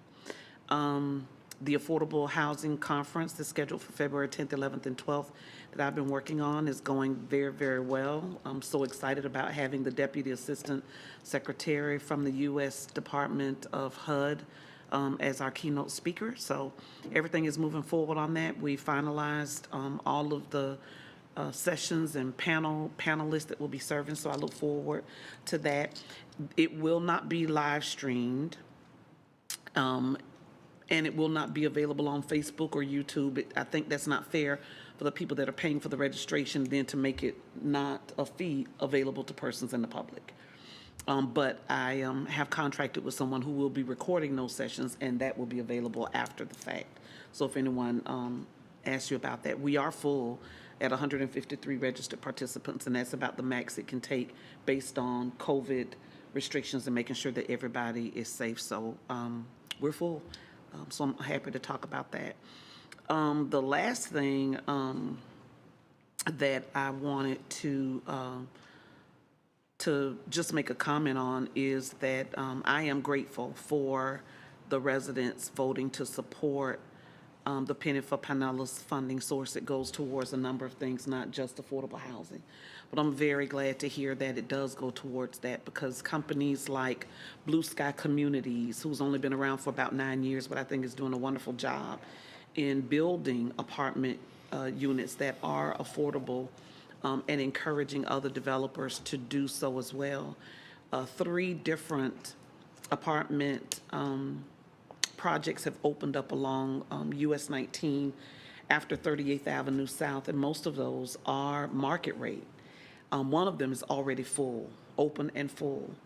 And so I had a conversation with someone the other day saying, who's able to afford that $2,500 to $3,000 a month for rent for those? And we know that it certainly is not some of the people who even work as employees here in the county. So I am thankful that that decision was made prior to my arrival to have those funds set aside so that persons who want to build and include affordable units, persons like Habitat for Humanity, Pinellas and West Pasco, other developers who've stepped up and are wanting to build affordable, I'm grateful for that. Eckerd College's president has partnered also with some of the developers, and he's worked out arrangements to have a certain number of units that they're building so that his students can actually be able to rent, because he's out of room on campus for housing, for residential housing. The same for the University of South Florida, St. Pete campus. So it's more than just persons who we look at 80% and below AMI. It's those firefighters, it's those teachers, it's police officers, it's all of the people that we say we hold to a standard of excellence and that we support them 100%, but we've got to also be willing to support the fact that they can remain in the city or the county in which they work. So I want to thank you all for having done that. And the last thing is, I'm going through the Florida Association of Counties ICC program, and I had a chance to attend our last session in Gainesville, and I tell you, it has really been an eye-opener to meet people from other communities and talk about the different things that we're doing, and they marvel at what Pinellas County is doing in a number of areas when it comes to government systems and how we are supporting, whether it's stormwater sewer, whether it's resiliency and sustainability, whether it's public transportation. Just so many of those participants from Sumter County and Orange and just so many other places asking what it is that we do, and I'm able to send them those links. So I just wanted to share that with you guys. So give yourself a super pat on the back and a hoorah, because I love it when we can go somewhere and we are on the forefront and moving forward with the things that we need to do, and other people want to mimic us. So that's the end of my report. Thank you so much for allowing me the time. Thank you, Commissioner. And I saw the email from Mr. Carey from Congressman's office, and I just forwarded it to Brian, but I didn't really read it that closely this afternoon. Is that something that we need to come back on anytime soon, or? No, basically, the items that we had submitted as earmarks, we'll look at those. We have a staff meeting coming up, and we'll discuss them. But likely, those are large federal projects. They'll probably remain on hold until there's an opportunity to have funds available. So, but we'll staff it. All right, thank you. Further commissioner committee reports or updates? I just wanted to share a couple with you. Last Tuesday in the afternoon, after our strategic planning, we had a Gulf Consortium meeting, and we approved a Pinellas grant request. It will now go to the Federal Restore Council for approval. It was a $3.3 million grant for land acquisition for floodplain restoration and resiliency. So hopefully we'll be able to get that. That will be for us to purchase land for floodplain. We had the Weeden Island Management Plan Committee. And thank you, Commissioner Eggers, for putting me on that committee. We had our public meeting last week to receive input on the plan, and that will come to, it was a really healthy discussion about Whedon Island and everything that goes on. There's a lot of folks in Pinellas that love that park, love that area, and really want to maintain and protect. So that plan will come to the commission, I believe, in February for final approval before being submitted to DEP. County Attorney Oversight Committee will be in late July or early August. Courtney Vandenberg and Sue Estrada are working on calendars, and they will get with you all once we have a little better idea of calendar choices for that. TDC met last week. The takeaway was the elite event guideline review. It was discussed. Staff recommendations were considered. It will come back in February for final approval, but there was enthusiastic support for the changes that staff was recommending on those guidelines, as tweaking some of the overnight stay requirements and things like that. But once we get a final approval on that, it'll come back to the commission, so you'll have an opportunity to weigh in on it at that point. And I think that is all I have. So, Commissioner Gerard. One question. Does anybody have the date for the habitat build for the county commission? February 4th? Coming up, right? Friday, February 4th. Next week? And it's in Largo? Yes. It's at Largo location? Unincorporated Largo, yes. For now, anyway. It's unincorporated. Commissioner Flowers? Just real quick, I forgot to mention, the Tampa Bay Regional Planning Council put out their survey seeking input from residents related to climate, flood zone, and different things like that. So I forwarded it to a number of people because I thought it was most appropriate, especially with the increase in insurance premiums for homes and the changes in the flood zone maps and things of that nature. I actually did it before I came here today. It only took maybe 10 minutes to go through the information. It does ask you if you're a homeowner, renter, et cetera. So if anyone has that in their emails, please go ahead and provide that information because I think it's pertinent as it relates to how we address holistically some of those things that affect everyone basically in the state of Florida now. So I forgot to mention that. Thank you. Thank you very much. Anything else for the good of the order? We'll be in recess until 6 p.m. And I noticed we have some people on Zoom. Just want to make sure that they're aware that the items that they're testifying on will be after 6 p.m. We're in recess.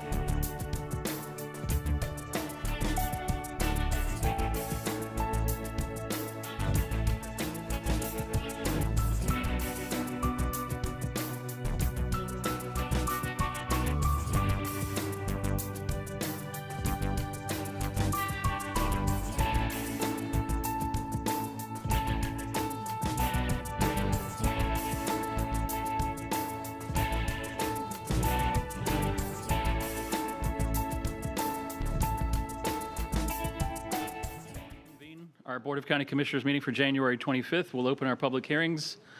Before we get into that, a couple items. Staff has requested that we postpone item number 35. Mr. Administrator, you want to discuss? Yes. So item 35 is our comprehensive plan. Several commissioners come up to me with questions regarding that. This has been an ongoing process for about 5 years, so postponing this another month or two certainly doesn't hurt anything. What we'd rather do is meet individually with commissioners, take your questions, concerns, bring it to a workshop on March the 3rd, and then we'll post it for a public hearing immediately thereafter. Do we need to take action on this, County Attorney? What I would suggest is that, since we're on the public hearing, that we do defer it to a date certain, but really, if we're not ready to set a date certain, then there's not necessarily a need. If we're sending it to a workshop where you don't intend to take action, it's not the same procedural notice requirements. You know, if you all wanted to kind of be firm on it, you could just vote to defer it, but I don't know that that's really necessary. All right, then we will move on, unless there's other questions on that item. And before we get started, this, Mr. Administrator, theoretically is our last meeting in the Magnolia Room in this building. And I wanted to say thank you to our communications team and our folks that, our Parks and Recs folks that have put up with us taking over their residence for a while. And the clerk's office and everyone that's involved that's let us be here for the last, how many ever months that we've been here. So I just want to say thank you to all the staff that worked extra hard to make this happen for us. So thank you very much. All right, item number 27, Madam Clerk. Thank you, Mr. Chairman. Agenda item number 27 is the second of 2 public hearings to consider a proposed ordinance amending the Pinellas County Comprehensive Plan. The ordinance provides for the enactment of a new property rights element in the comprehensive plan, including a goal, 2 objectives, and policies to implement Florida House Bill 59 requirements. The public hearing was properly advertised and an affidavit of publication has been received for filing. No correspondence has been received. The matter is properly before the board to be heard. Mr. Administrator. Staff's available if you have questions. Is there a desire for a presentation, questions, or is there a motion? I'm sorry, hold on one second. We had one public commenter on Zoom, Beth Hovind, but I do not see, she was on earlier, but I don't see her on now, so we'll move on from there. I have no public comment blue cards. I'm sorry, we had a motion by Commissioner Gerard, second by Commissioner Peters. All those in favor say aye. Aye. Any opposed? Show it passes unanimously. Item number 28, Madam Clerk. Agenda item number 28 is case number FLU-21-02. This is an application by FL Orange MU LLC for a land use change from residential low medium to residential medium regarding approximately 0.71 acre located at 5173 28th Street North and 2782 52nd Avenue North in Lellman. The public hearing was properly advertised. An affidavit of publication has been received for filing. No correspondence has been received, and the matter is properly before the board to be heard. We have the applicant here. Would the board like to have a presentation? No, I'm hearing no. Second. All right, hang on one second. All right, we will close the public hearing. I have a motion by Commissioner Peters, second by Commissioner Long. All those in favor say aye. Aye. Any opposed? Any opposed? Show it passes unanimously. Item 29. Agenda item number 29 is case number ZON-21-06. This is an application by FL Orange MU LLC. This is for a zoning change from 1, 2, and 3 family residential to multifamily residential regarding approximately .71 acre located at 5173 28th Street North and 2782 52nd Avenue North in Lellman. This is a quasi-judicial hearing, so since it's a quasi-judicial hearing, all those individuals who plan to speak on this item must be sworn in. So for those of you who are wishing to speak, whether you are attending in person or virtually, if you could please raise your right hand. And then, do you swear or affirm that the testimony that you are about to give is the truth, the whole truth, and nothing but the truth? If so, signify by saying I do. All right, the public hearing was properly advertised. An affidavit of publication has been received for filing. No correspondence has been received, and the matter is properly before the board to be heard. Thank you very much. I, again, only have cards for the applicant. This is the companion item to the last item. Is there discussion, a need for a presentation, or is there a motion for approval? Motion to approve. Motion by Commissioner Seal, second by Commissioner Eggers. All those in favor say aye. Aye. Any opposed? Show it passes unanimously. Thank you all for being here tonight. Item number 30. Agenda item number 30 is case number FLU-21-03. This is an application by Palm Harbor Montessori School Incorporated for a land use change from residential low medium to residential and office limited. It's regarding approximately 2.25 acres located at 1961 East Lake Road in East Lake Tarpon. The public hearing was properly advertised. An affidavit of publication has been received for filing. One letter of concern has been received, and the matter is properly before the board to be heard. All right, we have the applicant's agent, Mr. Pressman, is here. Is there a desire for a presentation by staff or Commissioner Flowers? All right, you're recognized. Thank you, Mr. Chair. Thank you so much for the information and the backup related to the traffic analysis.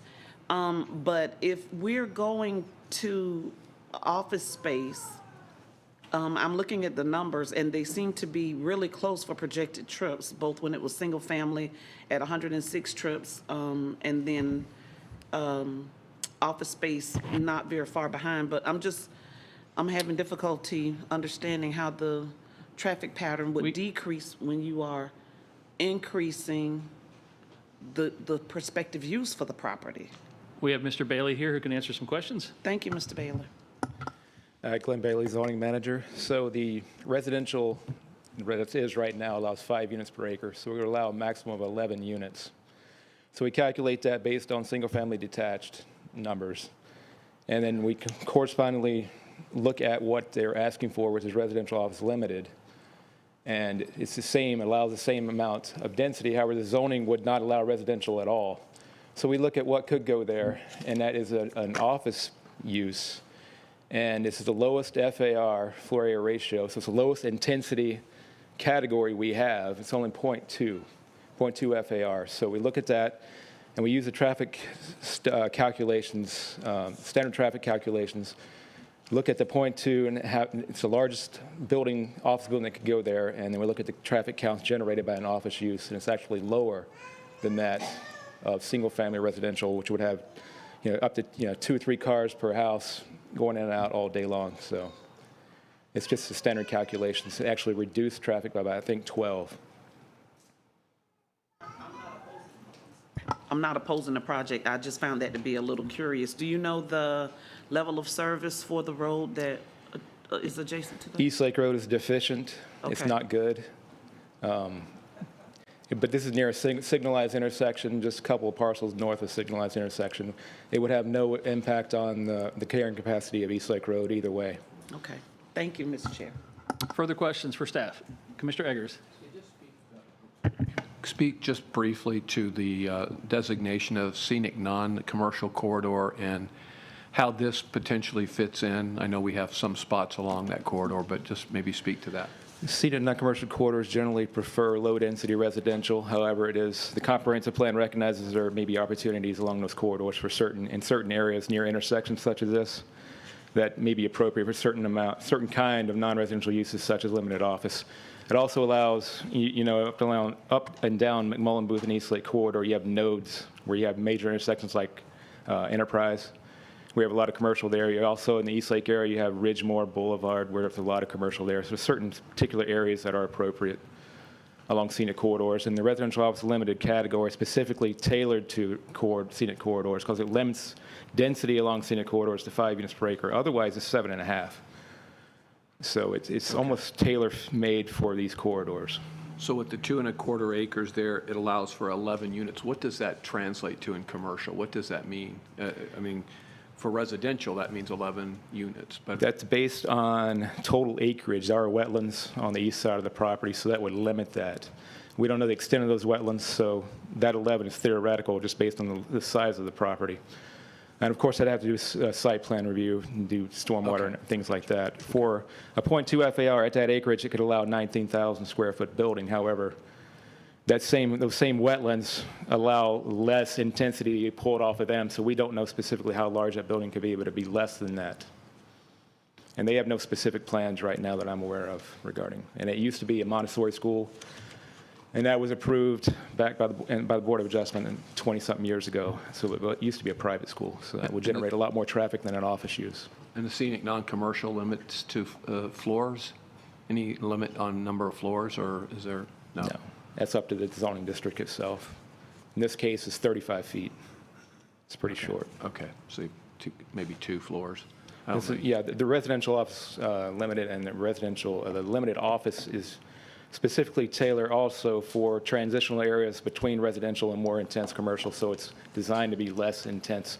That's why it's called limited office. Okay. And so it's... Okay, thanks, Glenn. You're welcome. Further questions for staff? Thank you, Mr. Bailey. Mr. Pressman, did you want to address the board?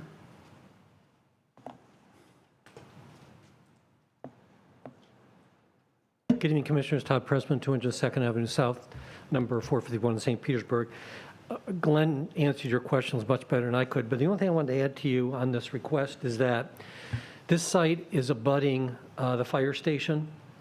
So our original thinking was that it was not the greatest location for residential. And as I spoke with Jason Gennaro, who's the deputy chief, on a daily basis, they make anywhere on a 24-hour basis 3.6 to 12 or 13 trips a day with sirens and going in and out. So that alone we felt was not appropriate to a residential in any manner. And that's really the only point that I'll add to you, sir.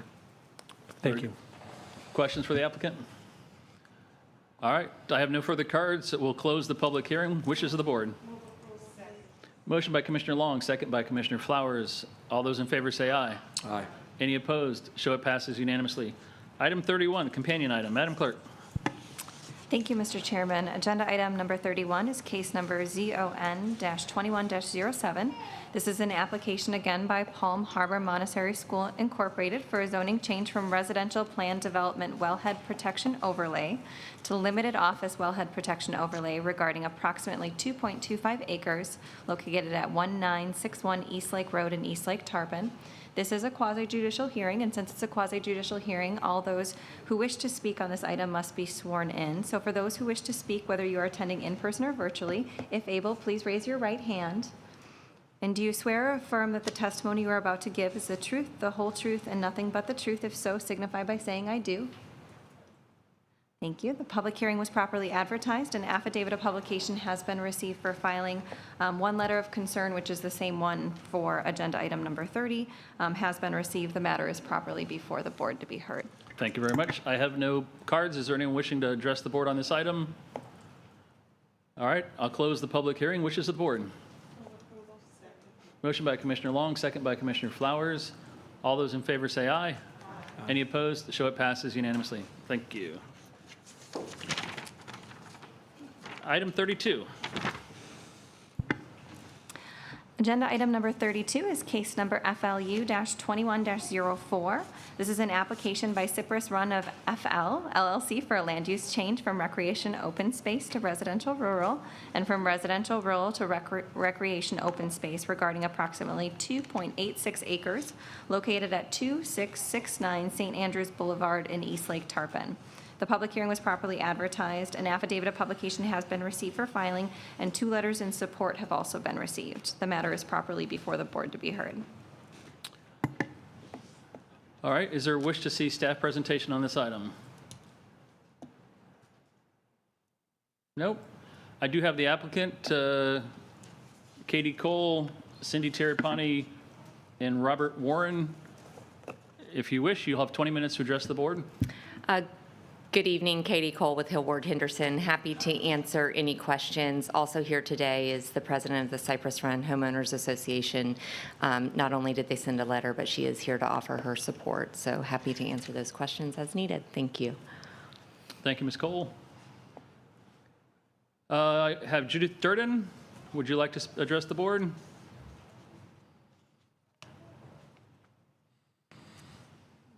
Good evening. If you introduce yourself, you'll have 3 minutes to address the board. I'm Judith Durden. I am the president of the POA, and we are in full support of this change. Thank you. I like it. Thank you very much for being here tonight. All right, we'll close the public hearing. Wishes of the board. Motion by Commissioner Seal, second by Commissioner Flowers. All those in favor say aye. Aye. Any opposed? Show it passes unanimously. Thank you very much for being here tonight.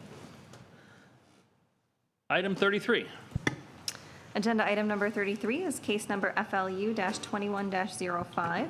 This is an application by 90 20th Terrace Southwest LLC for a land use change from residential low to commercial general regarding approximately 0.33 acre located at 90 20th Terrace Southwest in unincorporated Largo. The public hearing was properly advertised and an affidavit of publication has been received for filing. No correspondence has been received. The matter is properly before the board to be heard. All right, same question. Would you like to see a staff presentation?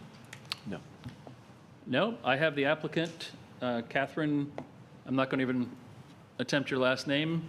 Would you like to come forward? Yeah, only if you want to present or no. All right. I think you're right. All right, we'll close the public hearing. Motion by Commissioner Seal, second by Commissioner Long. Motion by Commissioner Gerard, second by Commissioner Long. All those in favor say aye. Aye. Any opposed? Show it passes unanimously. Thank you very much for being here. Item 34.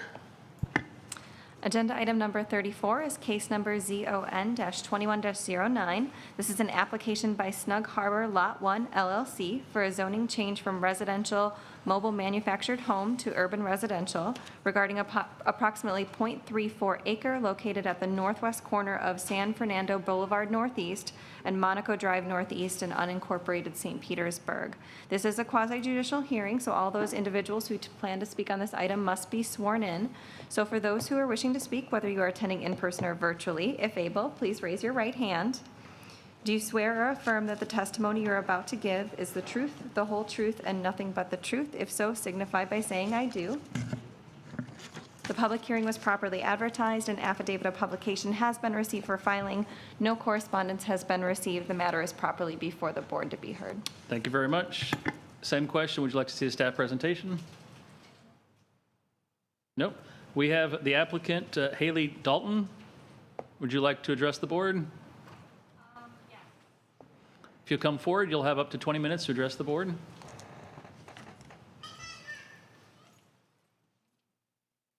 Bottom button. Number 3.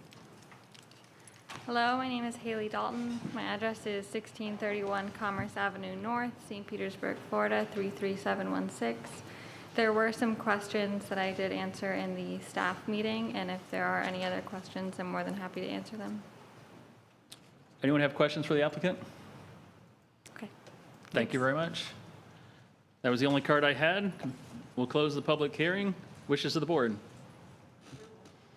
Motion by Commissioner Gerard, second by Commissioner Long. All those in favor say aye. Aye. Any opposed? Show it passes unanimously. Item 35, we are postponing.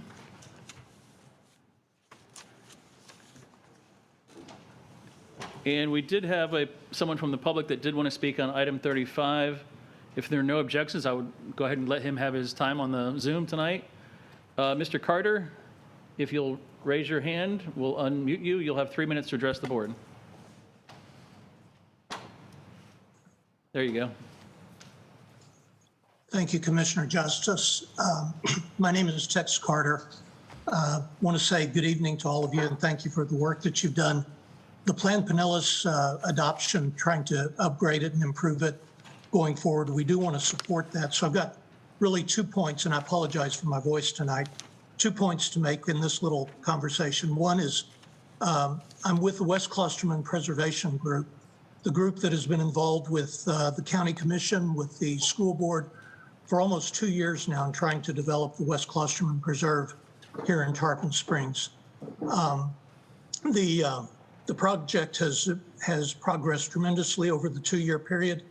We've gotten good support from the county. We've gotten great support from the school board. And even lately, the amount of public support that we have generated has enabled us to get state support. And the state has actually put in an appropriation that will help the county to go ahead and acquire this preserve. So I did want to say thank you to everyone who's been supportive so far. When I last talked with Commissioner Eggers, who visited our site, he suggested that I provide you with this update. And so, Commissioner Eggers, I've now done that. The second part is dealing with Plan Pinellas itself, the Plan Pinellas resolution that you are going to be approving. We reviewed and submitted our commentary on the Plan Pinellas draft through the Pinellas Conservation Coalition, which is a new organization of various conservation groups around the county who are trying to work together and give the conservation movement a stronger voice. We all do want to cooperate with the county in this. We read and took what was good wording in the Plan Pinellas draft, and we made some suggestions that would change some of the, I'm going to call it, policy items from being things that we should do to being things that the county is committed to doing. And in general, we sought to make suggestions that would strengthen the wording in Plan Pinellas going forward and that you could adopt. And then that would give you indeed a more resolute purpose towards that development in the future. That's really my talk today. I do want to advocate that you adopt those comments and that you strengthen the Plan Pinellas plan with a conservation view in the future. And then I will also add that our group has expressed a willingness with Administrator Burton and with Paul Causey, the Director of Parks and Recreation, to continue to work with you in the future, even after the WK Preserve is secured and made a part of the Mariner Point management area. We want to go on and work with the county on additional future projects where a public-private partnership can work together. Thank you, Mr. Carter. We appreciate your time tonight. All right, and since I opened the door, we have another public comment on this item. Mr. Steve Swanson, are you still here?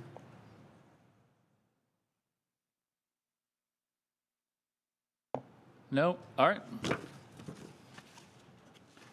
Very good. Item number 36, Madam Clerk. Thank you, Mr. Chairman. Agenda item number 36 is the first of 2 public hearings to consider case number CP-21-02. This is a proposed ordinance amending Appendix A, the 10-year water supply facility plan of the potable water supply, wastewater, and reuse element of the Pinellas County Comprehensive Plan. The public hearing was properly advertised. An affidavit of publication has been received for filing. No correspondence has been received, and the matter is properly before the board to be heard. Mr. Administrator. I think staff answered the questions last Tuesday, but in general, this is a statutory requirement. It updates our programming and it reflects all of our capital improvements that are planned and the operating and maintenance of our existing infrastructure. Any questions for staff or discussion?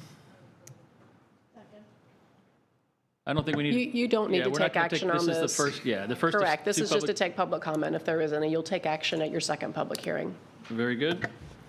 And do we have a date certain for that second hearing yet? Do we know?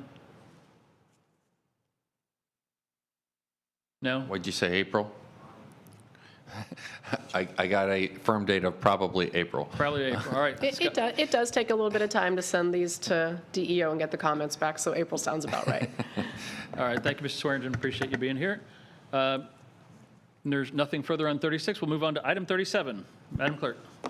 Agenda item number 37 is a petition submitted by A Investments Development Corporation to vacate that portion of 2nd Avenue North right-of-way lying south of and adjacent to lots 1 through 6, block 445, and lying north of and adjacent to lots 8 through 12, block 42 of unit number 1, section A, Chautauqua on the Lake.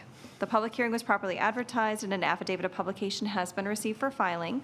Letters of no objection were received from Duke Energy, Frontier, Tico Electric, Tico Gas, and WOW. Spectrum has no objection to the request but did advise that the petitioner will bear the expense for the relocation of Spectrum facilities, if any, necessitated by the proposed petition to vacate. All interested parties have been notified as to the date of the public hearing. 2 comments in opposition have been received and the matter is properly before the board to be heard.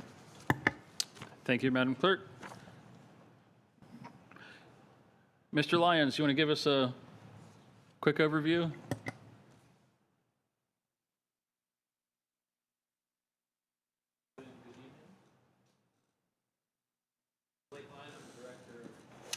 Building and Development Review Services. I apologize, we, as often happens in January, sometimes we don't put the new year on there, so this says the 21st. It is in fact the 22nd, so we will proceed accordingly. We have an application for vacation, if I can get this to work. Pete, could you advance this? There you go. We have a parcel ID. It's south of Enterprise Road on the east side of US 19. The application is to vacate what is now referred to as 2nd Avenue North. This is an example, okay, on the left side of your image, US 19, Enterprise Road along the northern portion. This is Lake Chautauqua here, and there's a portion of developable land in here. And for those that are looking this way, this is the subject area of the site. What you'll see in both this slide and the subsequent slide is that back in 2005, there was a number of rights of way that were dead-ending into kind of east-west orientation that dead into the lake. And 3rd Street and 4th Street were vacated during that action, along with a portion that runs north and south. So that's all of what you see kind of in the purple hashed area.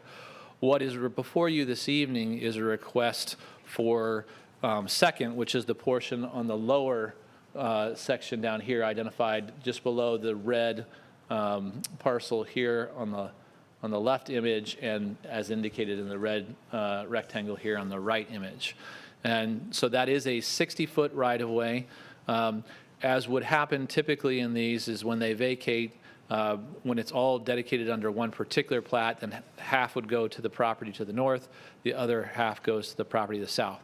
The same example occurred, what you'll see up here in the upper portions where 3rd and 4th Street were, the northern portion of that right-of-way then got assumed into this property, and the southern 30 feet in both of those areas was left as individual parcels. So that's the action that's being requested of you this evening. Part of my conversations with several of the community members that have represented concerns to me as recently as yesterday talked about what the development potential for this land, in particular the 2 parcels that are to the north. These are both owned, this parcel here and the one just above that, and what may come of those properties. And quite frankly, that's not for our speculation at this point in time. Really, the request in front of you this evening is whether or not there is a public interest in maintaining the existing right-of-way that represents 2nd Avenue. And as you heard in the introduction, all of those public utilities have been queried, and nobody has an interest in maintaining that. There was some discussion about whether or not public access can be provided to the lake. And as you'll see in the right-of-way right now, the right-of-way does not extend entirely to the lake, so there is private property that separates the public right-of-way from the lake edge and water body. So they would still require, the ability to go over private property, which we don't have the authority to grant. The other points of concern that got brought up by some of the community members was just the environmental and preservation component of that. What you'll see in this image, the lake has a preservation designation that roughly comes about 2/3 of the property. So all of this is in preservation, and so the concern is the protection of that environmental and natural resources there. And again, that would be subject to any future development proposals should one come before us. So the item before you tonight is really just the vacation of the right-of-way. This is an example or photograph of that standing out on first, looking towards the east. The lake would be in the background behind all the foliage that you see there. And then we also took the opportunity to kind of walk down that right-of-way. So as you can tell, it's unimproved. It's in a natural state. And there are no current plans for development at this point in time. This is just reiterating what I said earlier. We've queried everybody. We've gone through the process of, as you know, is typical, we do a pre-application meeting. We go through that full submittal, and we're here before you this evening to answer any questions that you may have. But our recommendation as it exists today is to vacate and grant the request for the vacation of the right-of-way. So happy to answer any questions that you might have. Commissioner Eggers.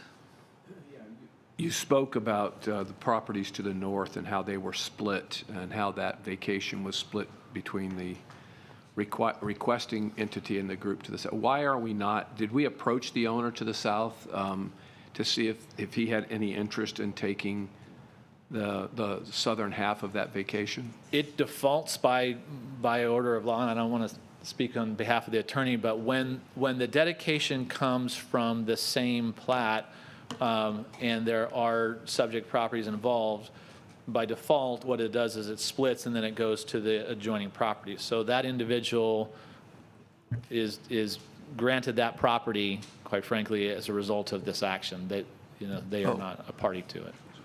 Okay, so this granting of the vacation is simply that, and it goes to the two property owners. Right. Okay. All right. So if you'll see up here where 3rd Street is and where 4th Street is, you can see a small rectangular piece here. That right-of-way extended all the way out here to 1st.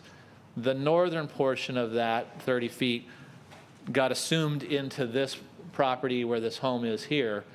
The southern portion of it was an independent parcel that happens to be owned by the same individuals that own this property and the one north of the right-of-way tonight. So there's an opportunity to assemble some of those pieces.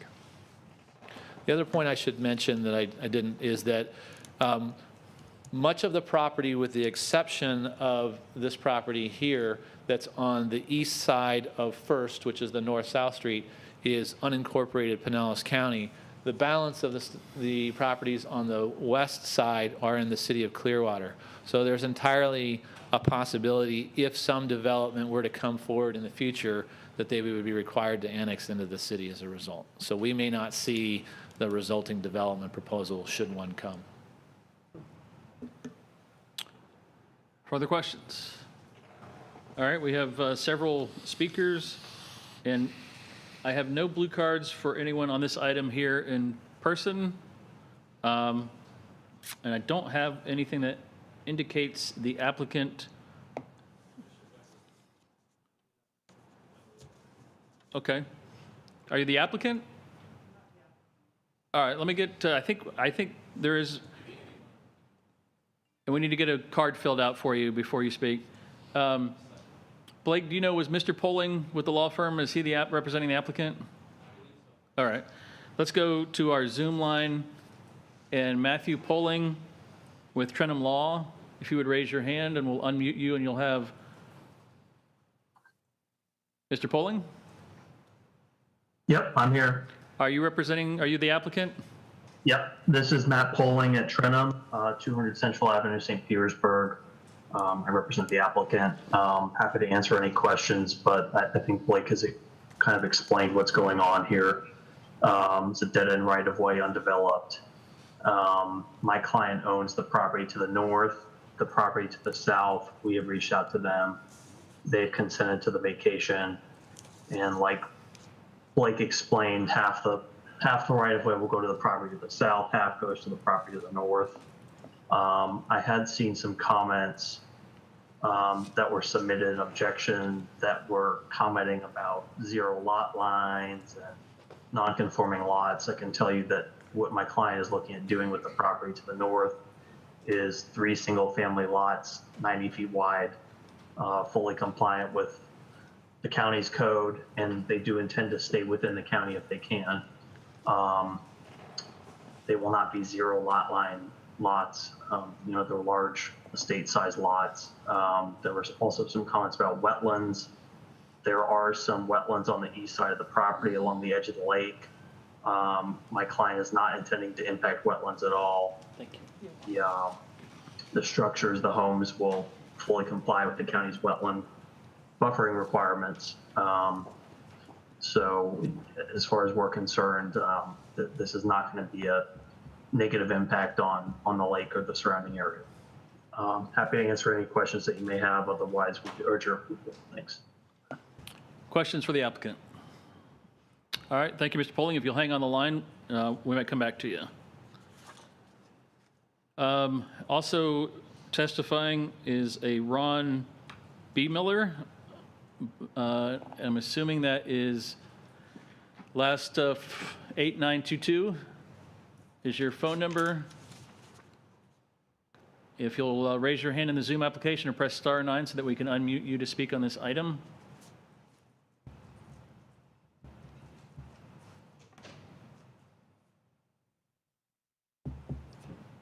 All right, if you'll unmute.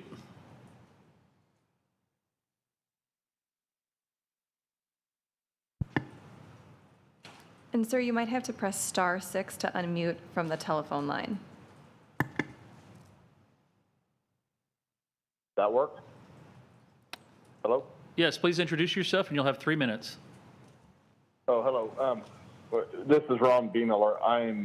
My address is 2880 Union Street in Clearwater. I'm actually the applicant. Mr. Poling is my attorney, and I think I already took my part. So I'm available if there are any questions.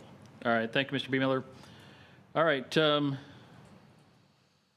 go back to our Zoom. Don Sutton, if you'll raise your hand, we'll unmute you and you'll have 3 minutes. There you go, Mr. Sutton. Can you hear me? Yes, sir. You have 3 minutes to address the board. Thank you. Hello, and thank you for allowing me to speak. My name is Don Sutton, and I'm the property owner directly across 1st Street East from this proposed vacation. I've lived here for over 20 years, as have most of my neighbors. I'm here today to oppose the proposed vacation of 2nd Avenue North because it is the last and only public access to Lake Chautauqua from the west side of the lake. Myself and others use this easement to walk our dogs and enjoy the nature on the adjacent property to the north that has been vacant for 50 years or more. It is common to see sandhill cranes, deer, rabbit, and at night bobcats and coyotes. Eagles have been witnessed in some of the 100-year-old trees on that property as well. I have to ask the developer what his intentions are by vacating. Is it to gain more land that he can use in his calculation to squeeze more houses on the small piece of land north of 2nd Avenue North? I believe that by vacating 2nd Avenue North, that is just the beginning of the end for our little unique piece of old Florida that myself and all my neighbors bought into over 20 years ago. There are only 7 homes in our little unique area. It's very quiet, peaceful, with a lot of nature. I've heard the developer would build 4 houses if the proposed vacation is granted, increasing our current neighborhood by about 60%. Without the vacation, he can barely fit 2 houses since the property floods badly and has a large conservation area. We are concerned about the huge increase in traffic for these little roads. 1st Street East is more of a lane than a street, as it is only 12 foot wide. We are also concerned that by vacating this, it will forever change our unique part of Pinellas County and what we have all enjoyed. Some of us have been here 40 years. I ask that you deny this vacation because of the concerns I have outlined for you today. Thank you. And by the way, the property is 200 foot wide. With a 30-foot easement, it would have 230, 260 on the other side. So if he's building 3 houses, 3 times 90 is 270, right? And he doesn't have enough room. Also, Exhibit A is incorrect, in my opinion. If you check that out, he's got 2nd Avenue North separating his property. The parcels to the south actually belong on the north, abutting those other parcels. That's my comment. I appreciate you. Thank you. Thank you, Mr. Sutton. Next is Jane Sutton.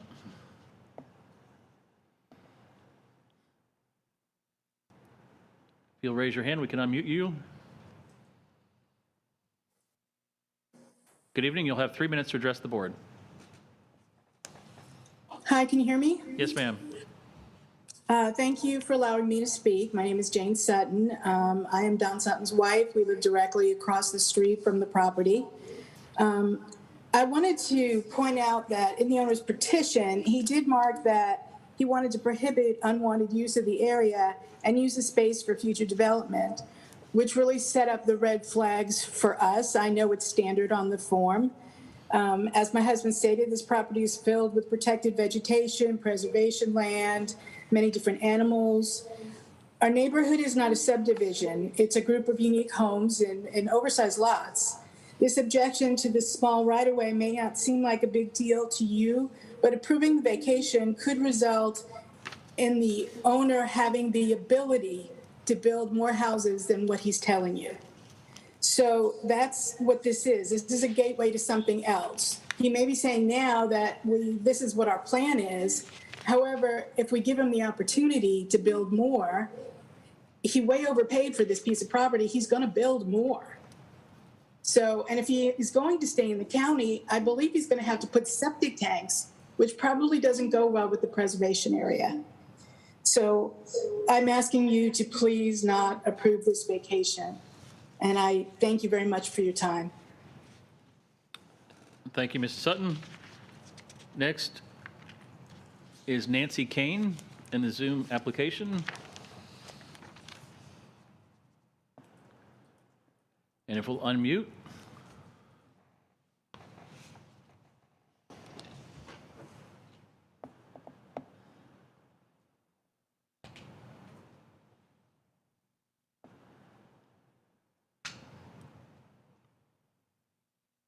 Ms. Kane, if you'll unmute in the Zoom application.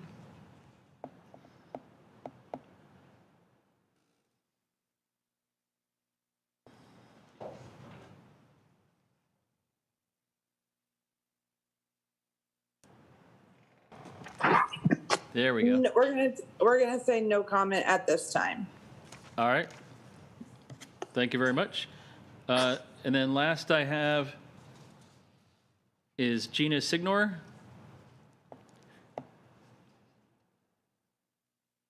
Apologize for missing you earlier. We had you as coming in on Zoom tonight. So glad that you're in person. You'll have 3 minutes to address the board. I was in stealth mode. Okay. Honorable Chair, Vice Chair, Commissioners, thank you for the opportunity to allowing me to speak on my behalf.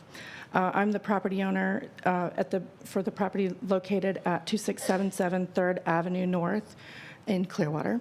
And I'm a couple of houses over from the property that is being proposed to be vacated. I'm opposed to this petition based on the fact that they want to vacate for purposes of increasing the property size for expanded development. I think that'll forever change the complexion of the neighborhood. From the review of the documents submitted, I understand that it was recommended that you approve this vacation, but there are other mitigating factors that I respectfully submit should be considered before granting the petition to vacate. And I'd also like to thank Commissioner Seal for, on past occasions, taking the time to come out and visit this property, and who agreed at that time that this is indeed a unique environment with a delicate ecosystem. The property in question abuts directly to the spring-fed Lake Chautauqua and serves as a watershed, if you will. It is preservation area that must be excluded from the calculations for determining the maximum or the minimum lot size for development. And for these reasons and the ones stated aforehand by my neighbors, I would petition that the land in question is unsuitable for development of any massive scale and placement of any more than one, maximum 2 single-family dwellings. Any expansive development beyond that would encroach on the protected preservation area, and I respectfully and strongly urge you not to approve this vacation and appreciate your consideration in this matter. Thank you very much. Appreciate you being here tonight. That is all the cards I have. Mr. Poling, if you're still on the line, you'll have time if you'd like to respond to any of the comments made by the other members of the public. Sure, just a few things. First, I just want to remind everyone that this is private property. This isn't a park. The right-of-way does not go down to the lake, so we're not cutting off access to the water. Couple other things. The zoning for this property is RR, rural residential. It's a 90-foot minimum lot size. So for someone to come in and put in a bunch of houses like they're concerned about, they're going to have to rezone the property or come in for a variance. That's not before you today. That's not what my client intends to do. But if that was to happen, they'd have a chance to object to it. Again, this is a vacation hearing. This is not a hearing on development of the property. It's not a site plan approval. It's not a rezoning. But I can tell you that, and Ron, my client representative, can also tell you, their intention is 3 lots, 3 90-foot wide lots. That is almost exactly the same as all of the houses on the north side of 3rd Ave, which are 100-foot lots. So this is not some huge developer coming in here proposing some kind of massive project in the neighborhood. Happy to answer any other questions. Thanks. Thank you, Mr. Poling. Questions, Commissioner Seal? Has our staff verified that there was no illegal debris taken out of this area, trees chopped down, et cetera? I was out at this property almost, well, over a year and a half ago. Time. And that was a complaint at that time that there was a lot of trees removed. On our review of this application, we have not received any complaints to that effect. We had not had the opportunity to verify anything that has come up. So no, we have not gone out and done that. It wasn't brought to our attention in that regard.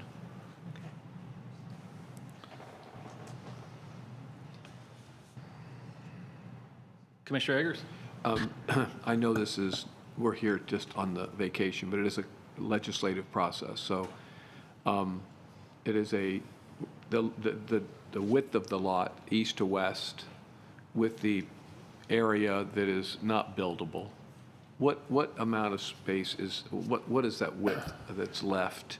I'm going to go off of general estimates without having a survey, but it's roughly about 2/3 of the eastern portion of the site is in preservation. So that leaves you roughly about 1/3 of uplands between the preservation designation and the existing roadway, which gives you a parcel depth probably in the range of about 200 feet. As Mr. Poling had indicated, these properties are zoned RR, which has a minimum lot width requirement of 90 feet, a lot depth requirement of 100 feet. So the extended lot depth would be consistent.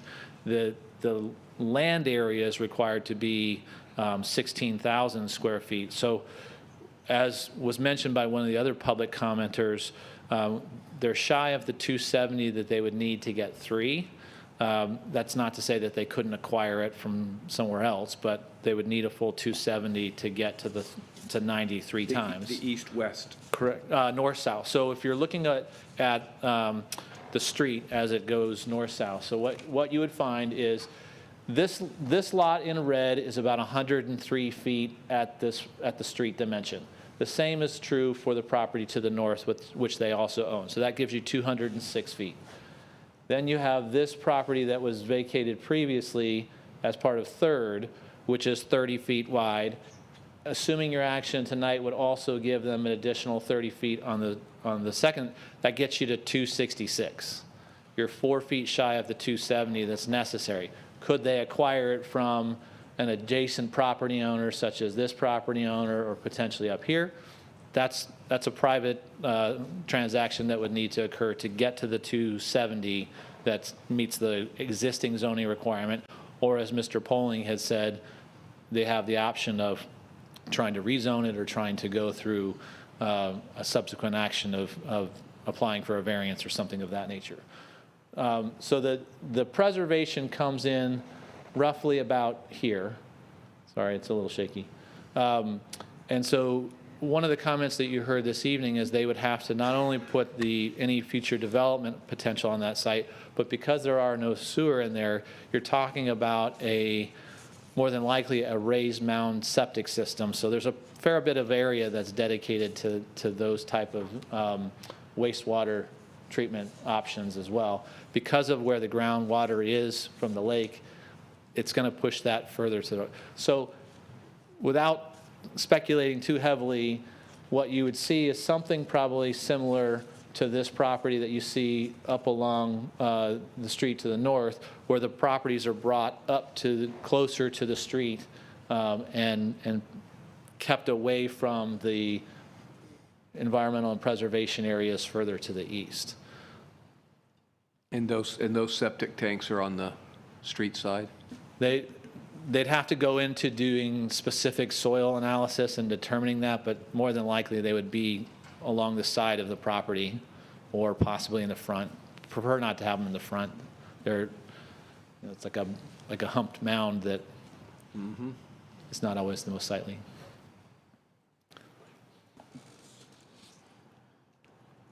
Further questions? All right, I have no further public comments. We'll close the public hearing. Wishes of the board. We have a motion by Commissioner Long. Second by Commissioner Gerard. Further discussion? All those in favor say aye. Aye. Any opposed? No. Why don't we have noes, Commissioner Flowers, Seal, and Eggers, is that correct? Everyone else is an aye. So it passes 4-3. Thank you very much for being here. Item 38, Madam Clerk. Agenda item number 38 is a petition submitted by Landon Clint Patrick Miller to vacate that portion of the 15-foot right-of-way lying west of and adjacent to the north half of Lot 4, Pinellas Groves. The public hearing was properly advertised and an affidavit of publication has been received for filing. Letters of no objection were received from Pinellas County Utilities, Duke Energy, Frontier, Tico Electric, Tico Gas, WOW, and Bright House. All interested parties have been notified as to the date of the public hearing. 2 comments in opposition have been received, and the matter is properly before the board to be heard. Thank you very much. Mr. Lyon, why don't you refresh our memory? Thank you. Yes, you may recall back in August of last year, this item came before you, and at that time we had the opportunity. The request was for purely vacation of the easement, the right-of-way as it exists today. One of the comments and concerns that got presented at that time was that the neighbors that were adjacent to the west were concerned about Duke having ability to access the rear of their homes and replace utility poles and service the overhead utility lines that were there. So the property owner, Mr. Miller, had taken it upon himself to come in with a new application, a revised application, to provide a public utility easement in place of that 15-foot right-of-way to try to address and alleviate those concerns. I'll go through a little bit of the specifics to help refresh you, but what we have determined as a part of this subsequent applications is that that has not addressed the entirety of the concerns for the adjacent property owners, so we wanted to touch on those a little bit. So just to orient you a little bit, the property is in the unincorporated Seminole area of the county. This is a overhead view. There's a subject property where the red indicator is on there. The portion that I'd like to note here for your all's benefit is you'll see that there are several homes that front onto, and properties that front onto 86, which is this east-west street that's there, that have the RR zoning designation. They're larger rural type lots. They have horses, they have larger accommodations on those lots. Very different from some of the surrounding neighbors and communities that have developed around it. The properties that you see along 84th here and those in this community over here are all part of separate subdivisions. So when we have, a little bit different than the last item you heard, when we have the vacation request, when it was initially granted, that property for the right-of-way was solely dedicated from the subdivision that is these properties here. So in this instance, if we are to vacate that right-of-way, it would go entirely to the petitioner. It does not get split in half like we were talking about on the prior item. So this gives you an idea of that portion that is illustrated there in the red long rectilinear piece would go entirely to the property to the right of that. It's highlighted in the yellow. And the concerns that you'll hear tonight are representative primarily of the property owners that are immediately adjacent to the west there. So again, some of the utilities, and you can see those that exist around here, kind of give you a flavor of where the where the development pattern changes. You can see those that are up along 86 there are much larger rural lots and have that. The property owner that is requesting it, as you'll hear, they have small children, they have horse paddock, they have some other interest in securing this property and not having the right-of-way provide general public access down the side of their property. But I'll let them make their comments as well. So this is an image that is looking along. This is actually from the back corner of the subject property with the 4 adjacent neighbors to the left on the other side of the white fence that you'll see, and it's looking north towards 86th. You'll also note in this photo the overhead utility lines that are there on the left-hand side of the photograph. And then if we continue up to 86th and turn around and about face and look south, again, you're looking down what is the unimproved right-of-way, this kind of gravel dirt area with the fence on the right that's there. And then this is a little bit stepping onto the subject property, looking a little bit. And again, you can see the overhead utility lines. So as a result, and you've heard, in this instance, the intention was to, even though there were no requests by any of the utilities to have access, the utility poles are actually located in a 6-foot easement within the subdivision to the west. Duke has not expressed an interest to do that. However, we heard some testimony at the last time, and we have some continued concerns that are represented from those utility providers being able to access those power poles in an emergency. And the adjacent property owners have provided us with some additional testimony and some photographs of showing what it took to replace those power poles. And so Mr. Miller's intent was to try to address that by providing the easement in its place. The portion that I did want to mention, and just for your consideration, is the right-of-way exists at a 15-foot dimension. The rural residential zoning also has a 15-foot side yard setback, which would be measured. So effectively what today's existing condition is, you'd have 2 parallel 15-foot dimensions, one that's in the right-of-way and one that would be the setback. So any proposed development would be effectively 30 feet away from that white fence that you saw in those photographs. What this request, if granted, would do is basically overlap those two. You would have the right-of-way that would be vacated and the utility easement that would go on top, but because it's no longer right-of-way, the setback can be measured from the property line, so that 15 feet would be one and the same. So instead of them being two parallel, they would effectively be on top of each other and kind of merged, so to speak. We have had the opportunity to go through and address the full submission. Again, you heard this back in August. It was resubmitted in this new form in October. We've gone through, both myself and Assistant County Administrator Tom Almonte had the opportunity to go out to the property yesterday and meet with all the concerned parties involved and talk through those issues. And I know many of those folks are here tonight to represent their own comments as well. So as it stands right now, our position, again, as you heard in the previous one, is not to take into consideration future development potential, but what our existing public interest is in that right-of-way, and we feel like that is preserved with the utility easement, and therefore the recommendation stands to recommend the vacation of that right-of-way. So happy to answer any questions if you. Questions for staff? Commissioner Eggers. Again, I may have missed it in the very beginning when you were talking about why they're not splitting that, why it's not typically splitting that right away in half. Yeah, so when you go into where those dedications come from, back to the original origin of the subdivision of the lots, whoever dedicated that land for that right-of-way, that land goes back to that original donating party, so to speak. So in this scenario, and let me back up if you wouldn't mind. Let me show you one more.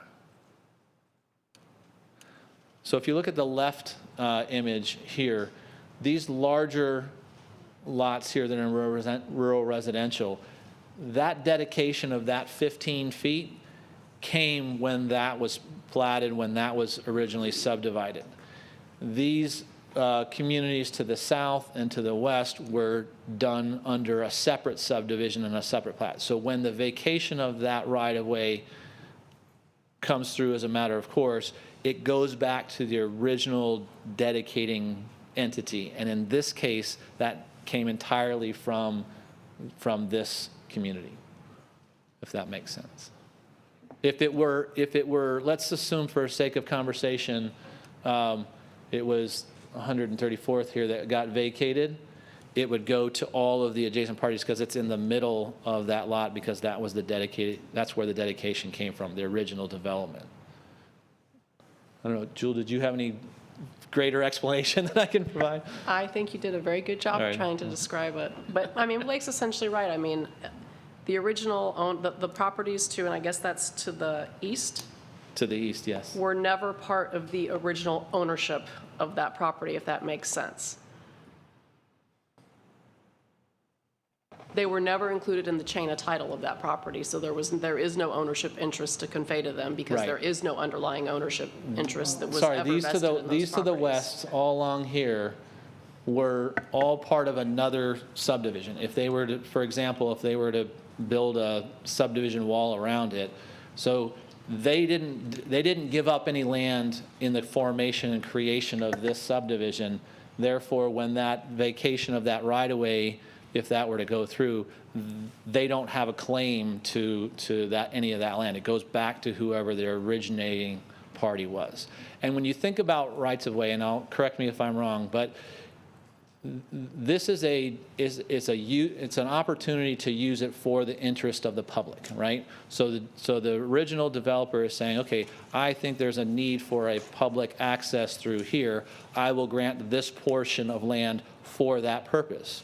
When that purpose no longer exists, whether it's for utilities, vehicular travel, pedestrian travel, we alleviate our interest in that, and it reverts back to whoever provided that. Now, in this instance, those properties change hands, but it goes to the heirs and assigns from where it originally came from, if that makes sense. But the entity was the ownership of the 4 lots, not necessarily that lot. Well, correct, but when they went through and these were originally created, it was basically pulled off of this lot. So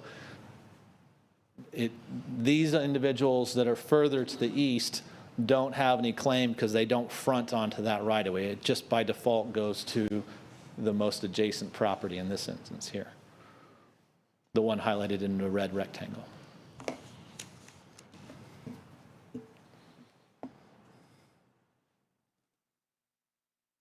I'm done for now. Okay. Further questions for staff? All right, we'll go to the applicant, Landon Miller.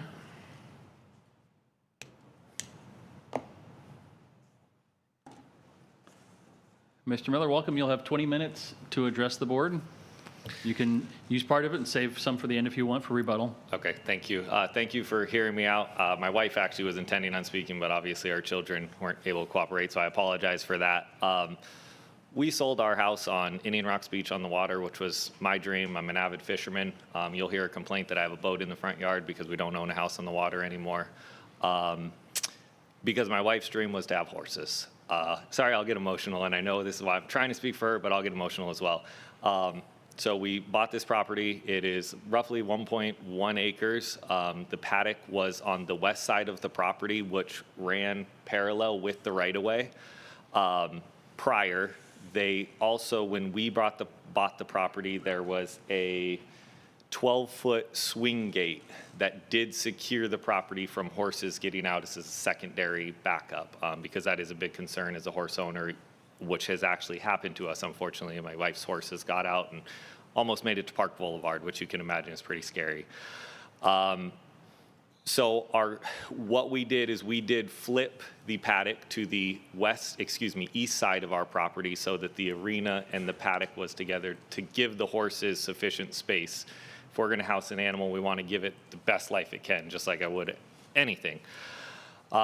So our goal with this originally, it was brought to my attention that Mr. Turngren and Mr. Balamo's power utility box was struck by lightning, and I want to say 2015. Don't quote me on that because I could be incorrect. It was accessed through the right-of-way for faster service. I was told that they have medical equipment in that, that they needed service as fast as possible. So when it was denied, I did understand and went through the extra step to try to make it an easement to protect them forever. If I were to have to do another, I heard yesterday when I met them, and this is all news to me, that if granted, I could somehow make it private property, but from what I was informed by who I talked to about it, was that it would have to go through another meeting. My goal is not to make it private property that they can never have access to. I want them to have access. My goal is to have safety for my children and for the horses. I've got a couple pictures just to show you. Again, they're a little bit large. This is my wife and daughter riding her mini horse. And I just want to protect them. There are 3 two-story houses that are looking into our backyard. And it's not their fault that they're looking into our backyard. That's the way the houses were built. But it is a little bit uncomfortable. I'm not saying any disrespect to them as homeowners or as people. I just want safety for my wife has had some uncomfortable situations that she may be overreacting. But I feel that if this is not granted, there is going to be a 15-foot right-of-way that I would essentially have to put a fence all the way up.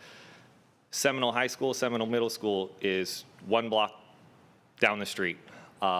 There's hundreds of kids that walk by every day. I granted, and I don't know the correct word for it, an easement without any contingencies for the sidewalk to be continued. There's actually 5 properties that are not showing.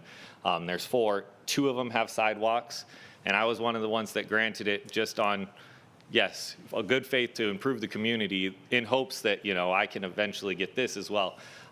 These kids walk down and see a 15-foot hangout. I also have a business on the corner of 86th and 131st. I just had to put a fence up around the property because kids would hang up. I've caught them blowing up condoms. I've caught them throwing out trash. Nobody wants that in their backyard. I can believe the opposers would feel the same way. My goal is not to block those power lines. My goal is not to obstruct anything. My goal is simply to protect my property. They have complaints that I have trailers. I do own my own business. I have to have them somewhere. I have to put food on the table for my family. So I do have a trailer. It is in my yard. I feel that is a private matter. One of my ways of addressing those trailers is I do have, again, these are rough sketches because I do not have anything drawn up by an architect yet. We are in the finishing stages of building our home. This would be the west side of the garage that I want to build, facing my driveway west. No access would come from the current right-of-way. This would be 86th Avenue facing south. We simply want to put the garage there so that I can put my trailer away, so that I can store my boat, because I work hard and I want to preserve my stuff as well. I drew it onto my current plans. Again, this is for the remodel that we are currently doing. So you can see, I'm going to hold it up to the best of my ability and try to stay on the mic.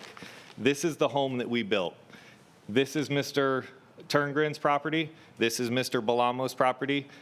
Forgive me, I cannot pronounce her last name. This is Linda's property, and this is a woman's facility. My proposed, this drawing is simply right here. It is 45 by 80, which is smaller than the square footage of our home. The reason I need the depth is to store the boat that they have complained about, and then trailers and so on.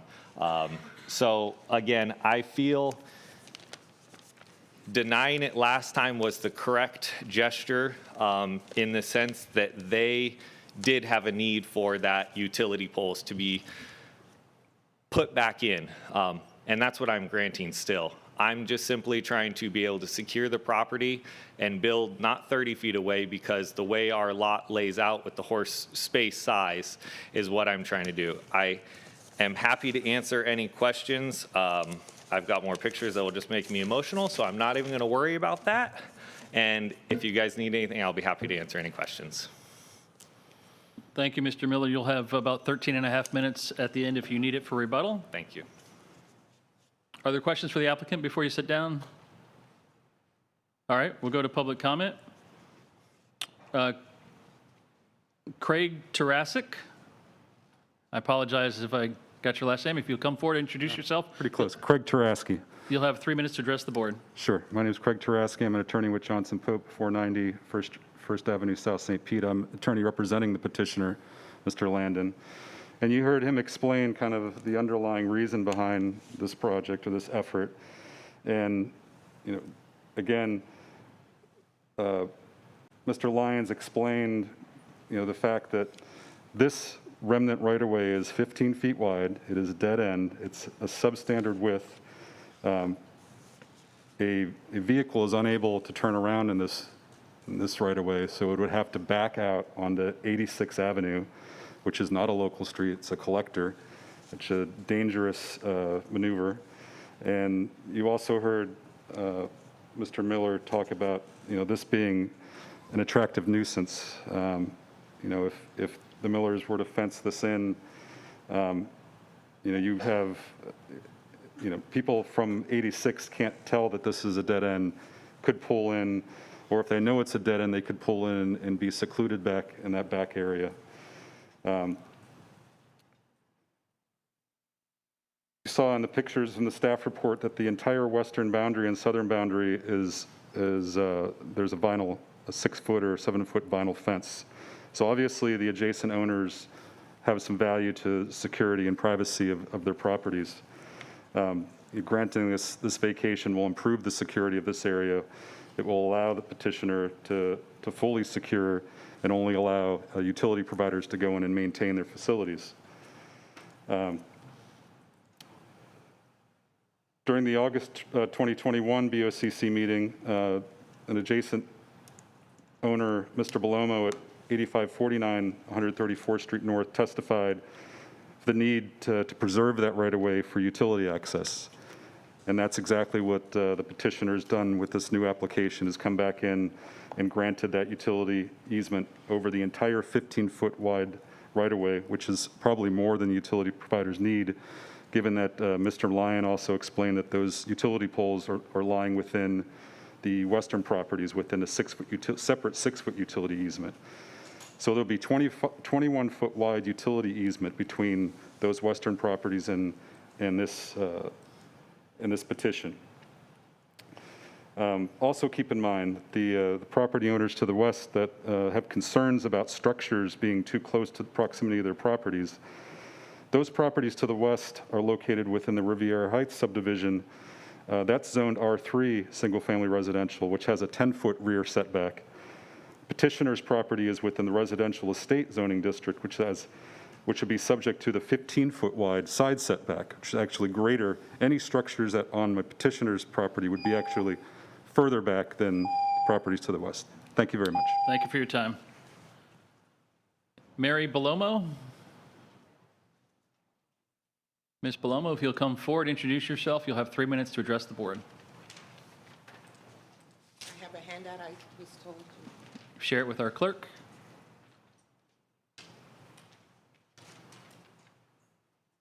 Good evening. I'm Mary Bellamo. I live at 8549 134th Street in Seminole. My backyard is directly alongside the right-of-way in question. I have lived here for 29 years. I have seen neighbors change at the properties on all sides of me. And through the changes and improvements of these properties, they have all followed the permitting guidelines set by our residential platting. This right-of-way was planned into the design of the neighborhoods years and years ago, and we must honor that design as it was a factor in all of our decisions to purchase our residences. Mr. Miller's property is far larger than the properties that border the right-of-way. His property has room for development of residential needs, such as a garage, such as fencing, adhering to the existing property permitting guidelines. Over the years, we have experienced several power outages or utility equipment failures, replacements that have been efficiently resolved due to the ease of access via the right-of-way. Alternate routes through any of our smaller properties have proved this year to be difficult and destructive, with the recent example, 2 houses down. They had, that'll be explained at a different voice. If the commission vacates the county's interest in the right-of-way, I see this quickly followed by a utilities petition to vacate, as the various utilities have already stated no objection, as they will do the work regardless, but with longer timelines and more destruction of property. This petition to vacate has brought forth clear opposition from 3 of the 4 directly impacted neighbors whose backyards are along the west side of the right-of-way. The opposition of these tax-paying residents who will live daily with the decisions made by this commission tonight should have a very strong weight in that decision. This is the second time within 6 months that Mr. Miller is challenging the platting guidelines. While the commission's first decision to deny last August has been challenged again, and this is disrespectful of the commission's time and to the neighbors who are directly impacted. I hope this issue can be clearly resolved tonight with another denial. Thank you. Thank you for your time. I also have 2 folks here who would like to, that are opposed but want to waive their time. Holly Turngren and Joe Zwisler. Did I get any close? Yes. All right. They are opposed to the item. Mr. Miller, you have 13 and a half minutes. I have no other public comments. I applied online. 2 of us.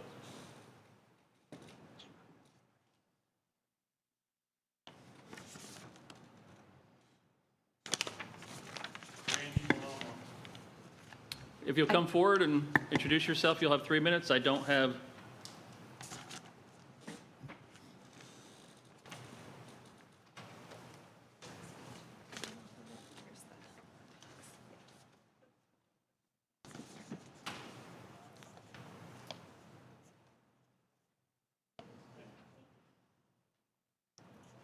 I'm sorry, I do have that sheet here. Randy, are you Randy? Or are you? Yes. All right. Randy Belomo. All right, you'll have 3 Hi, minutes to good address the evening. board. Good evening. My name is Randy Belomo. I've lived at 8549 134th Street North for 29 years, and have paid $55,000 in taxes, real estate taxes. I am against the approval of this petition. The right-of-way was part of the original plat filed with Pinellas County in 1912, the year Pinellas became a county. The right-of-way lies just east of my property.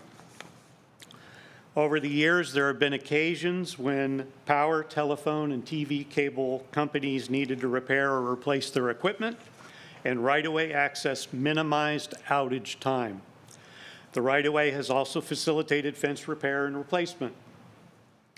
Last year, Mr. Swizzler, sitting in the back, had to have a power pole replaced in his backyard, but with no right-of-way, the replacement took 3 days, required fence removal, and sod and vegetation were damaged. That was the power company saying they can get in and take care of it. According to Mr. Miller, reasons to vacate include increased property size, prohibiting unwanted use of the area, other, and maintenance of property and access to barn. The 4 properties west of the right-of-way are each approximately 1/5 of an acre. Mr. Miller's property is 6 times larger than each of the 4 properties west of the right-of-way. In 29 years, I am not aware of anyone congregating within the right-of-way other than for fence or utility work.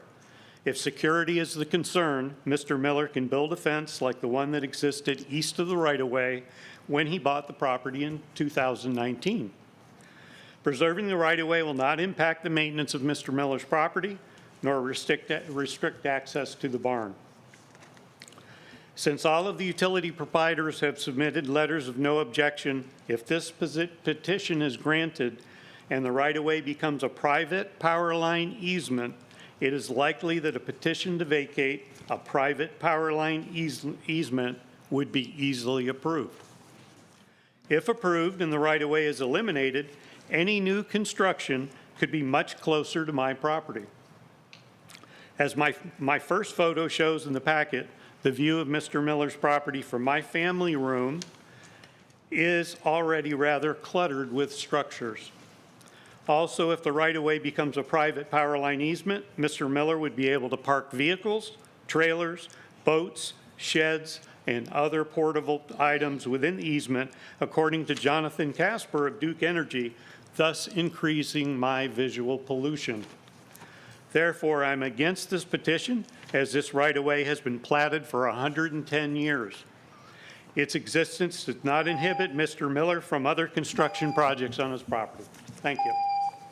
Thank you, sir. David Turngren. If you'll come forward, introduce yourself. You'll have 3 minutes to address the board.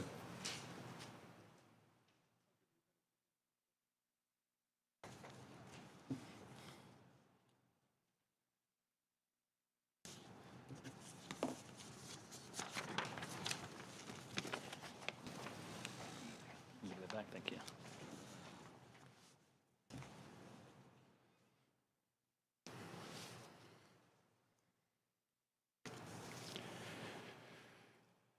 Good evening, David Turngren, 8507 134th Street, Seminole. Good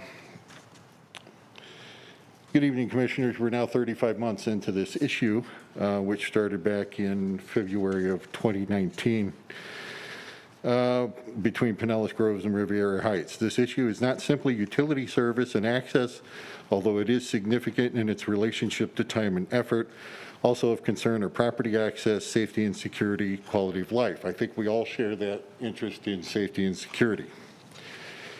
You'll see on pages 10 and 11 of the handout that I've given you, which is a walkthrough of the easement, and give you a description of it. But you'll see on pages 10 and 11, I've given you in your handout Duke Energy's idea of service within a 5-foot or 6-foot utility easement is described by Mr. Bellamo earlier. This piece of equipment does a great deal of damage and is much larger than the 5 feet of easement, and as it's already been pointed out, it prolongs the time for service and repair of service. It also requires more trucks, as we noticed on our street where they parked 4 trucks and 2 trailers in order to get that. All that's described in there. Property access is also an issue. All the residents along the right-of-way bought their properties with the understanding this right-of-way was there and accessible by each of us should the need arise, or if we had a desire to make property improvements of our own where this access would be helpful. No one attempted to claim it, use it for storage, or deny its use to others. I have an access gate plan for this right-of-way, which I got an estimate from Superior Fence back in October after the previous decision by the board. Safety and security, of course, are an issue. I had an opportunity to address this with Mrs. Miller earlier this evening when she came to see me. And I have expressed my desire to help her alleviate any security concerns that she has. But we do not want to lose our access to the property, to the line. Quality of life of all residents along the right-of-way bought their properties knowing the right-of-way was there and available for the proper and easy servicing of utilities. It was there if we needed access to our properties for improvements or other needs. Right now, the right-of-way has been in place for 100 years, as already been pointed out, and unless we can demonstrate overwhelming benefit to the community by approving this petition, we ask that you deny this petition and put it to rest so as not to come up again. Mr. Miller is a clever and industrious individual. He has more than ample room to build his garage without taking away his neighbor's access from this right-of-way. Thank you. Thank you for being here tonight. I have no other cards. Mr. Miller, you'll have 13 minutes for rebuttal. If you go back to that third. Mr. Chair, would it be appropriate for me to also utilize that time since I am representing? You all can use the time however you want. Thank you very much. Sure. Craig Taraski for the petitioner again. Again, you heard testimony from the neighbors to the west on the desire to maintain access for the utilities, which we've accommodated that with the utility easement. There seems to be some misunderstanding on what that easement is. I have the copy of the proposed utility easement. It's part of the petition package that's in the agenda. It's a public utility easement being granted to Pinellas County. This is not a private utility easement. This is not an easement between Mr. Miller and each individual utility provider. If Mr. Miller wanted to vacate this easement, it would have to come back before you again under the same process. You heard testimony about whether that there needs to be an overwhelming public benefit to the vacation. That's actually not the standard that you apply to these. It's whether the preservation, whether the existing right-of-way, the preservation of it serves the public good. In this instance, not only in this petition, but the 2021 petition, your staff concluded that it did not serve any public benefit and that they did support the vacation. It did go through the process in notifying all the utility providers. They've all provided letters of no objection. So we've sustained our burden to show that there is no longer a public need for this. A few of the adjacent homeowners have indicated that they want the ability to access their properties from the rear, yet they all spent money, or Mr. Landon contributed to some of them as well, to put a 6 or 7 foot vinyl fence along that whole frontage along the west and the south side. So it seems that if they wanted to have access, there would have been access built into that plan. Nothing further at this time. Thank you. All right. That concludes our public hearing. Just as a reminder, this was on August 24th agenda. There was, obviously, you've heard the slight difference from that application to the current. There was a motion to deny by Commissioner Seal, and it passed 3-2, and we had 2 commissioners absent that night. So it's a slightly different situation than we have tonight. Discussion or motions? Commissioner Flowers. Thank you. If staff maybe could answer these questions for me, please, Mr. Blake. And the reason I'm asking these questions is because it has been brought up by the opposing parties. Based on the photos that we've been provided as it relates to the items that we see in the petitioner's yard, gas cans, his vehicles, is there anything within the county's ordinances that states he cannot have these things on his property? We do have a requirement that talks about trash and debris. Junk, trash, and debris, yeah. Junk, trash, and debris. We also have some requirements for inoperable vehicles. So if you have a trailer, whether that's a boat trailer or a storage trailer, as long as it's properly licensed and registered, then they are allowed to have that on the property. The same would go for a recreational vehicle, an RV, anything of that nature. But these things are not inoperable. They move. I mean, typically Correct. that's, yeah. Based on my observation being out there yesterday, they're mobile. They're licensed and mobile, road ready. What about operating a business out of your home? I'm not saying he is, because he stated that his business is about a block away.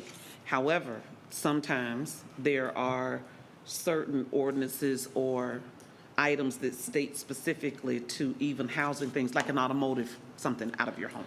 So is there anything that speaks to that would address? Pinellas County does have a home occupation ordinance that does allow for somebody to operate a home-based business. There are provisions and conditions that place some limitations on those in terms of how much dedicated square foot, what type of operations, type of deliveries. So there are some ability to accommodate that. There's also a new state law, and I won't be able to cite that one as specifically, but that is written with deference given to operating home-based businesses. And so it is a little bit more lenient than it has been in years prior. So there is some more accommodations of that. Is there anything within our code that says he can't have these particular items on his property?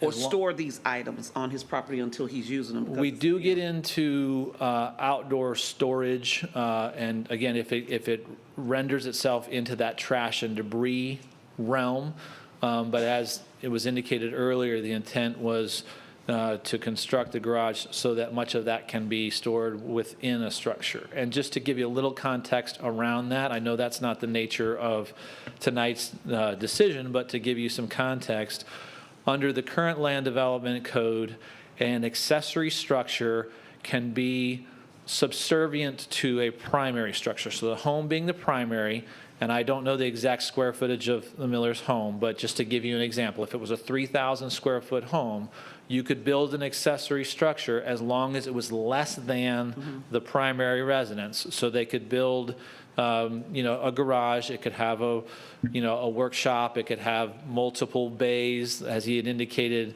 one for the boat, 2 additional for, other storage materials. You could have an accessory dwelling unit, other components like that, as long as the totality of that was smaller than, as it relates to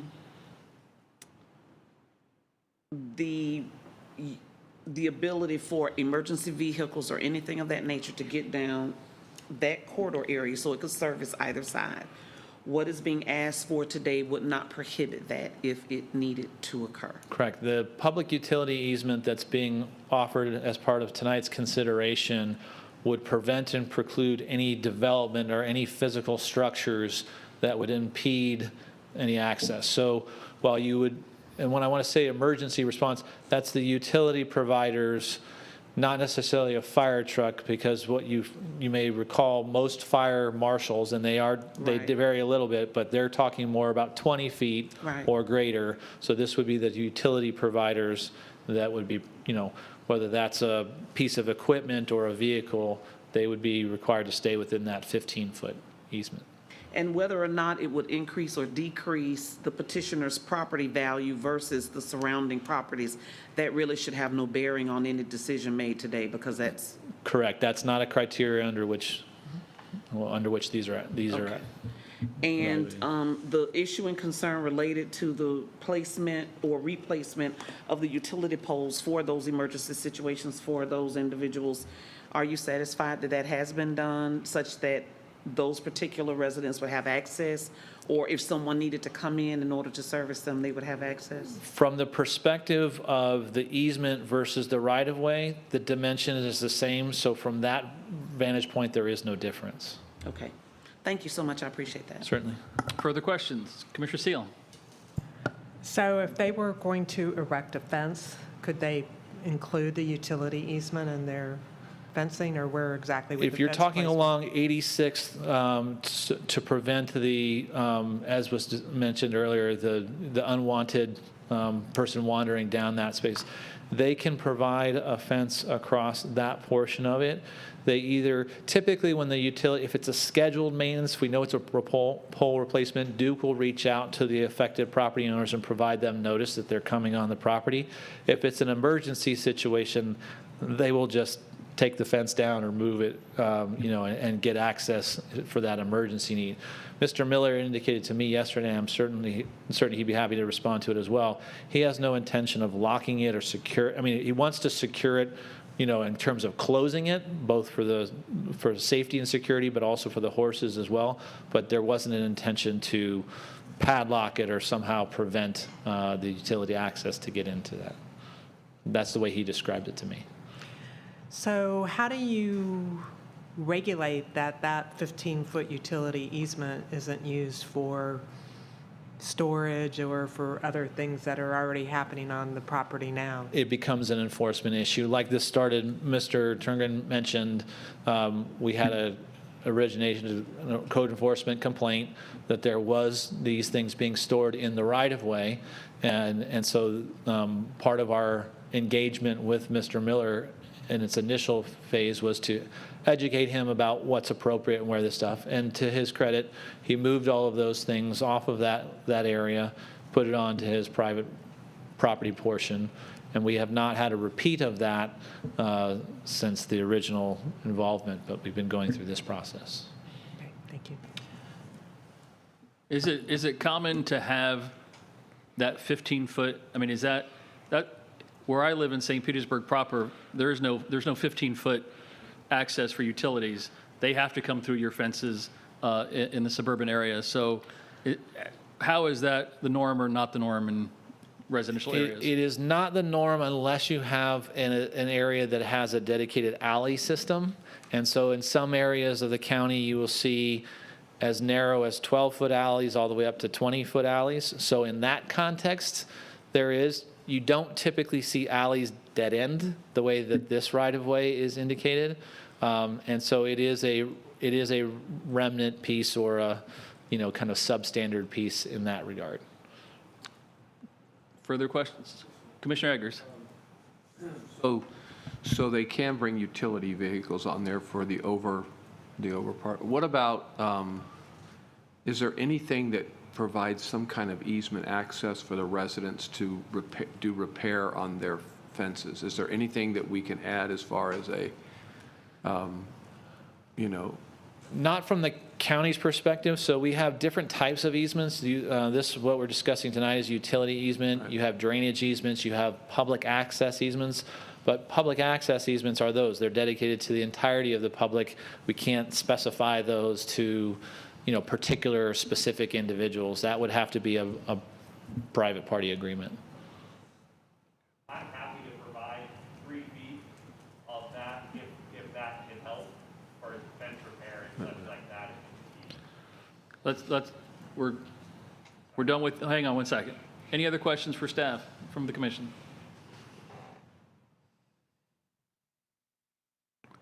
All right.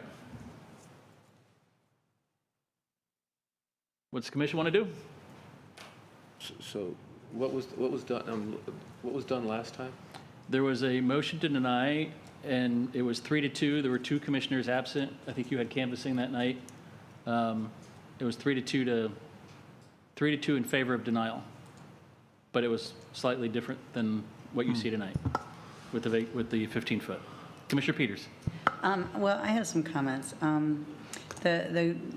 I remember the last time there was a lot of debris in the alley, and I believe he had kind of a fence that he put in that wasn't allowed to be put in. Clearly, he's been a good steward, and he's cleaned up and not, according to Blake, not used and put any property on that easement again. The easement, the argument last time and the argument this time is the right-of-way. and he's providing the right-of-way. He's given it to the county. So to me, he's addressed the concern. He's addressed the problem. And I get that they've had it the way when they moved there and they don't want change, but the reaching the poles isn't an issue. I mean, he's accommodated all of the concerns that they had shown. And once he does build his garage, then they won't have the visual pollution that they're concerned about if he's using that garage. So I would move to support, move in favor of to approve this. The vacation. Yes, thank you. We have a motion by Commissioner Peters. I'll second that motion to Second by approve the vacation Commissioner- as presented by staff. Second by Commissioner Flowers. Is there further discussion? Just real quick, we heard the applicant offering something. Has that got to be between him and the property owners, that 3 to 5 feet access to repair? I think that would be, as you heard described, I mean, the easement that's being offered as part of your condition here, it's for the public utility, and to give the public access, it would be a public easement, which really defeats the purpose of the request here, so I think that would need to be between the parties. And I will address the easement is provided as part of your materials here, and just to address some of the concerns that I've heard raised by some of the commissioners. It specifically provides that no new structures may be installed in that easement area without approval of the grantee, which in this case is the county.